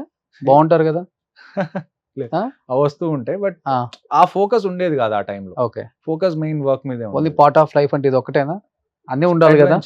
మేబీ ఇన్ ఫ్యూచర్ చూద్దాం. సో అందుకని రెస్ట్ లో వచ్చేసారు అనమాట. ఇంకా లేదు, అలా ఏం లేదు. అది అసలు ఎప్పుడు అది అసలు మైండ్ లో లేదు. ఆ విషయాలన్నీ జరిగిపోతాయి. ప్రపోజల్స్ అంటే అక్కడ కాశ్మీర్ వాళ్ళేనా? కాశ్మీర్ వాళ్ళు జమ్మూ వాళ్ళే ప్రపోజ్ చేస్తారా? అక్కడ ఇప్పుడు మీరు కాశ్మీర్లో ఎలాగంటే, మీరు అమ్మాయిలతో అంత దూరంగా ఉంటే అంత బెటర్. ఎందుకంటే ఫర్ ఎగ్జాంపుల్ మీరు అక్కడ ఎవరైనా అమ్మాయితో మాట్లాడుతున్నా కానీ, ఒకవేళ అమ్మాయి వెళ్ళి చెప్పింది అనుకోండి న్యూస్ ఛానల్కి, నేనేం మాట్లాడలేదు, మేజరే వచ్చి నాతో మాట్లాడాడు అంటే, నెక్స్ట్ డే న్యూస్ ఛానల్ వాళ్ళు దాన్ని ఎలా పబ్లిష్ చేస్తారు? హర్షవర్ధన్ అనే వ్యక్తి ఈ అమ్మాయితో మాట్లాడుతున్నాడని పబ్లిష్ చేయరు. Army major talking to a girl, army major harassing a girl. ఆ న్యూస్ పేపర్లో రాస్తే అప్పుడు మీకు చెడ్డ పేరు కాదు, మీరు మీ ఆర్గనైజేషన్ కి చెడ్డ పేరు తీసుకొస్తున్నారు. సో మీరు ఎప్పుడు మీ డిసిప్లిన్ బయటకు వెళ్ళినా కానీ ఎక్కడికి వెళ్ళినా కానీ యూ హ్యావ్ టు మెయింటైన్. ఆడవాళ్ళతో మాట్లాడకూడదు అక్కడ. అయితే మాట్లాడకూడదు అని కాదు, మేము జనరల్గా అవసరం లేకుండా మాట్లాడడం. ఏదైనా పని ఉంది, ఏదైనా ఆపరేషన్ పరంగా మీరు మాట్లాడాలి అంటే మాట్లాడతాం తప్ప ఊరికి ఎవరితో పడితే వాళ్ళతో మాట్లాడం. We maintain hour decorum. మేము ఎంత లిమిట్స్ లో ఉండాలో. డ్యూటీలో లేనప్పుడు మీరు సివిల్స్ లో కూడా వెళ్తారు కదా బయటికి. మఫ్తీలో అండర్ అదే. కవర్ లోనే వెళ్ళాలి. వెళ్తే ఎవరు టెర్రరిస్ట్ లో తెలుసుకోవడానికి మీరు అండర్ కవర్ లోనే వెళ్ళాలి. మీరు ఎంజాయ్ చేయడానికి బయటకు వెళ్ళలేరు. అండ్ ఆ. ఆ సొసైటీ కూడా కొద్దిగా కన్జర్వేటివ్ సొసైటీ. మీరు 97-98% ముస్లిం సొసైటీ. Hmm.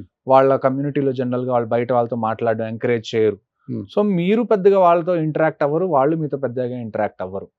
సో మేము వాళ్ళని కొద్దిగా దూరంగానే ఉంచుతాం. అలాగా దాన్ని ఏమంటారు, we won't interact much. Okay. మాకు పనితోనే, మీరు కాశ్మీర్ వెళ్ళింది ఎందుకు, మీరు పని చేయడానికి. ఇదంతా పక్కన. Hmm. మీకు మెయిన్ ఫోకస్ ఏమి ఉండాలి అంటే కాశ్మీర్లో నా ఆపరేషన్స్ ఎలాగున్నాయి. మీకు ఆర్మీలో చెట్వుడ్ క్రీడో అని ఉంటుంది. చెట్వుడ్ క్రీడో అంటే ఏంటంటే, ఇంతకుముందు మన ఆర్మీ జనరల్ ఒక ఆయన ఉన్నవాళ్ళు, బ్రిటిష్ ఆయన, కాకపోతే బ్రిటిష్ ఇండియన్ ఆర్మీ ఉన్నప్పుడు సర్ ఫిలిప్ చెట్వుడ్ అని, జనరల్ ఫిలిప్ చెట్వుడ్. ఆయన చెప్పింది ఏంటి అంటే, ఇండియన్ ఆర్మీలో ప్రతి ఆఫీసర్ ఇది ఫాలో అవుతాడు. ఏంటి అంటే, నా ఫస్ట్ ప్రయారిటీ ఎప్పుడు నా కంట్రీ, Hmm. దాని తర్వాత నా సెకండ్ ప్రయారిటీ ఎప్పుడు నా సోల్జర్స్, Hmm. లాస్ట్ లో ఏదన్నా మిగిలి ఉంది ఫ్యామిలీ, లాస్ట్ లో ఫ్యామిలీ, ఇంకా మన పర్సనల్ ఇష్యూస్ కోసం అంతే ఇంకా. అంతే.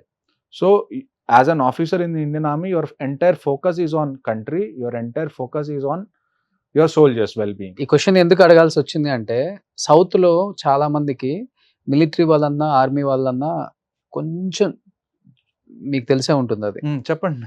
కొంచెం చులకన అభిప్రాయం కూడా ఉంది కొంతమందికి. కానీ వాళ్ళ పడే త్యాగాలు, వాళ్ళ పడే కష్టాల గురించి తెలియటం కోసం అడిగాను నేను. అంటే అక్కడ మనం కనీసం ఒక అమ్మాయితో మాట్లాడితేనే ఒక ఆర్మీ పర్సన్ ఇలా హెరాస్ చేస్తున్నాడని మీడియా ఛానల్స్ లో వస్తుంది.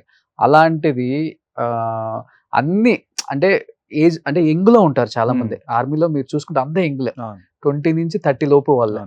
అలాంటిది ఆ 10 years యవ్వనం మొత్తం కోల్పోతారు. ఎటువంటి ఇట్లా లవ్ ప్రపోజల్స్ ఉండవు, లవ్స్ ఉండవు, ఏముండదు, ఫ్యామిలీ ఉండదు, అమ్మ నాన్న ఉండదు, అన్న తమ్ముడు అక్క చెల్లి బంధాలు ఏముండవు. సంవత్సరానికి ఒక్కసారి హోమ్ టౌన్కి వస్తారు, మళ్ళీ ఒక నెలతో మళ్ళీ వెళ్ళిపోతారు. ఎప్పుడు ఆ గన్ పెట్టుకొని ఇండియాని కాపాడుకుంటూ బోర్డర్లో తిరుగుతూ ఇన్ని కష్టాలు పడుతున్నారు చూడండి. సెల్యూట్ అండి. అది తెలియటం కోసం అడిగాను. ఇంకొక విషయం ఏంటంటే, మీరు ఇందాక ఒక మాట అన్నారు కదా, సౌత్ లో చాలా కొద్దిగా తక్కువ చూస్తారు. ఎందుకు అంటే, ఉందా లేదా మీకు తెలుసు కదా అది. అది మీరు ఎందుకనే నేను చెప్తాను మీకు. ఇప్పుడు మీరు రాజస్థాన్, హర్యానా, పంజాబ్ ఈ ఏరియాస్ అన్ని చూసుకుంటే ఏంటంటే, ఇప్పుడు మనకి సౌత్ లో మనకి వేరే ఏ కంట్రీలతో మనకి బార్డర్ లేదు. మనకున్న బార్డర్ ఏంటి, సీ బార్డర్. అవును, మనకి సముద్ర తీరం, మనకి బార్డర్ లేదు. నార్త్ లో ఏంటంటే, వాళ్ళు కంటిన్యూస్ గా for the last few centuries, కనీసం ఒక లాస్ట్ 800-900 ఏళ్ళ నుంచి, ఫస్ట్ ముస్లిం ఇన్వేడర్స్ వచ్చారు, అప్పటి నుంచి మీరు మొదలు పెట్టుకుంటే వాళ్ళు ఫైట్ చేస్తూనే ఉన్నారు. వాళ్ళు దాన్ని చాలా ప్రైడ్ గా తీసుకుంటారు. ఇంకొకటి ఏంటంటే, మన వాళ్ళకి ఆర్మీలో కూడా వేరు డెసిగ్నేషన్స్ ఉంటాయని ఐడియా లేదు, ఎందుకంటే మన ఫోకస్ అటువైపు లేదు కాబట్టి. ఇప్పుడు నేను స్టార్టింగ్ లో ఏమయ్యేది అంటే, నేను ఫస్ట్ ఆఫీసర్ అయిపోయిన స్టార్టింగ్ లో నేను గుంటూరు అప్పుడప్పుడు వచ్చేవాడిని. ఇంటికి వచ్చినప్పుడు ఎక్కడన్నా పోలీసులు వాళ్ళు వీళ్ళు ఆపితే నేను ఐ కార్డ్ చూపించేవాడిని. పోలీసులు ఇదేంటి అని అడిగేవాళ్ళు. You are young, you are very fit, you are capable. కోపం వచ్చేది, మీరు పోలీసులు ఏమిటి, మీకు ఆర్మీ ఐ కార్డ్ తెలీదా అని. సో అప్పుడు మా ఇంట్లో వాళ్ళు కూర్చోబెట్టి నాకు ఎక్స్ప్లెయిన్ చేశారనమాట, ఇది నార్త్ కాదు, నార్త్లో there is lot of respect for army, ఎందుకంటే వాళ్ళు కంటిన్యూస్గా ఫైట్స్ అవన్నీ చూశారు కాబట్టి వాళ్ళకి మీ ఇంపార్టెన్స్ ఏంటో తెలుసు. సౌత్లో ఏంటి అంటే, there is no much conflict, కాబట్టి మీ అవసరం ఇక్కడ తక్కువ ఉంది కాబట్టి మిమ్మల్ని పెద్దగా దాన్ని ఏమంటారు గుర్తించకపోవచ్చు. కానీ అట్ ది ఎండ్ ఏంటంటే, ఒకళ్ళు గుర్తిస్తున్నారా ఒకళ్ళు గుర్తించట్లేదా అన్నది సెకండరీ.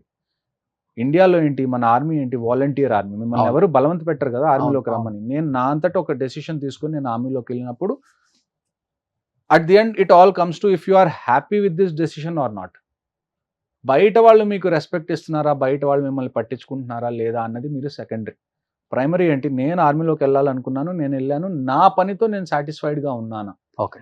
ఆ తర్వాత మీరు ఇప్పుడు మీరున్నారు, మీ పనితో మీరు సాటిస్ఫైడ్గా ఉన్నప్పుడు మీరు ట్రోల్ చేసేవాళ్ళు ట్రోల్ చేస్తూ ఉంటారు, కామెంట్ చేసేవాళ్ళు కామెంట్ చేస్తూ ఉంటారు, పట్టించుకొని వాళ్ళు పట్టించుకోకుండా ఉంటారు. మీకు దానివల్ల ఏమైనా ఎఫెక్ట్ అవుతుందా?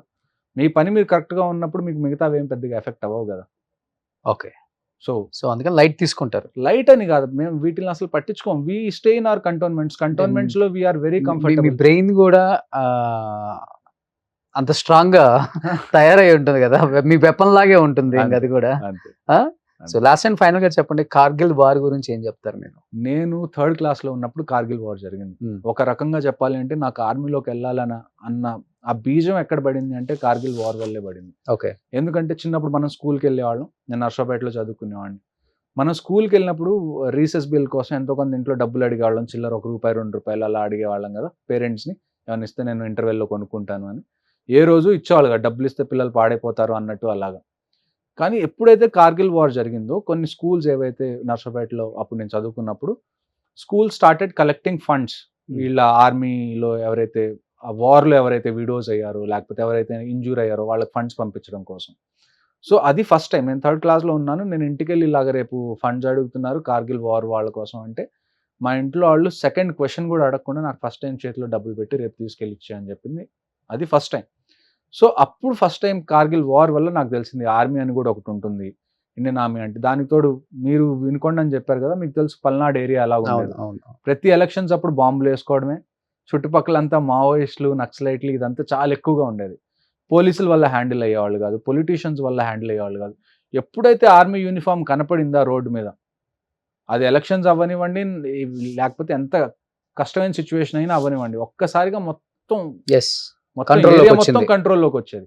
సో నేను చూసిన నా చిన్నతనం ఏంటి అంటే ఇది. ఇంకొకటి ఏంటి, ఒకప్పుడు మన సొసైటీలో కరప్షన్ చాలా ఎక్కువగా ఉండేది.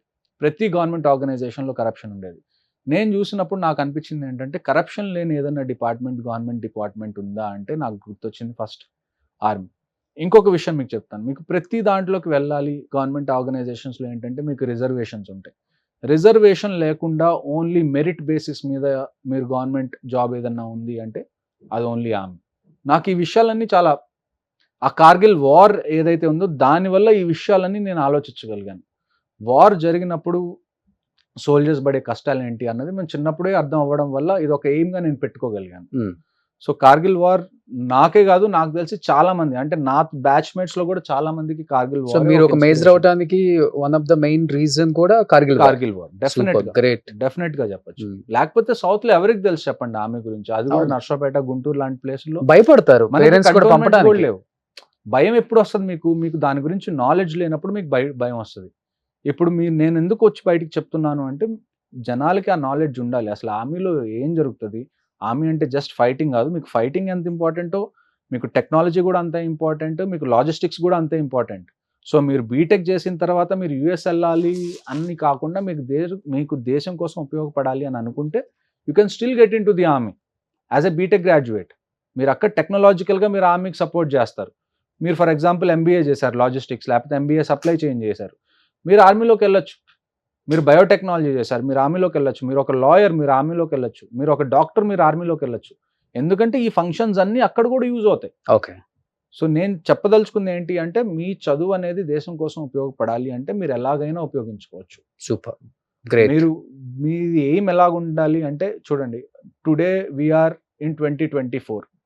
మనం నెక్స్ట్ పెట్టుకున్న పెద్ద మైల్ స్టోన్ ఏంటి ఈ కంట్రీకి, 2047. 2047 అంటే ఏంటి, 100 years of independence. 100 years of ఇండిపెండెన్స్కి ఇండియా గోల్ ఏంటి అంటే మనం from developing nations to developed nation అవ్వాలి. మనం డెవలప్డ్ నేషన్ ఎప్పుడు అవుతాం, ఇక్కడున్న మన రిసోర్సెస్ మన గ్రోత్ కోసం మనం వాడుకుంటే మనం డెవలప్డ్ అవుతాం. ఇక్కడ ఉన్న మంచి స్కిల్స్ ఉన్న వాళ్ళందరూ అబ్రాడ్ వెళ్ళిపోతే ఇక్కడ బిల్డ్ చేసే వాళ్ళు ఎవరు మిగిలిపోతారు చెప్పండి.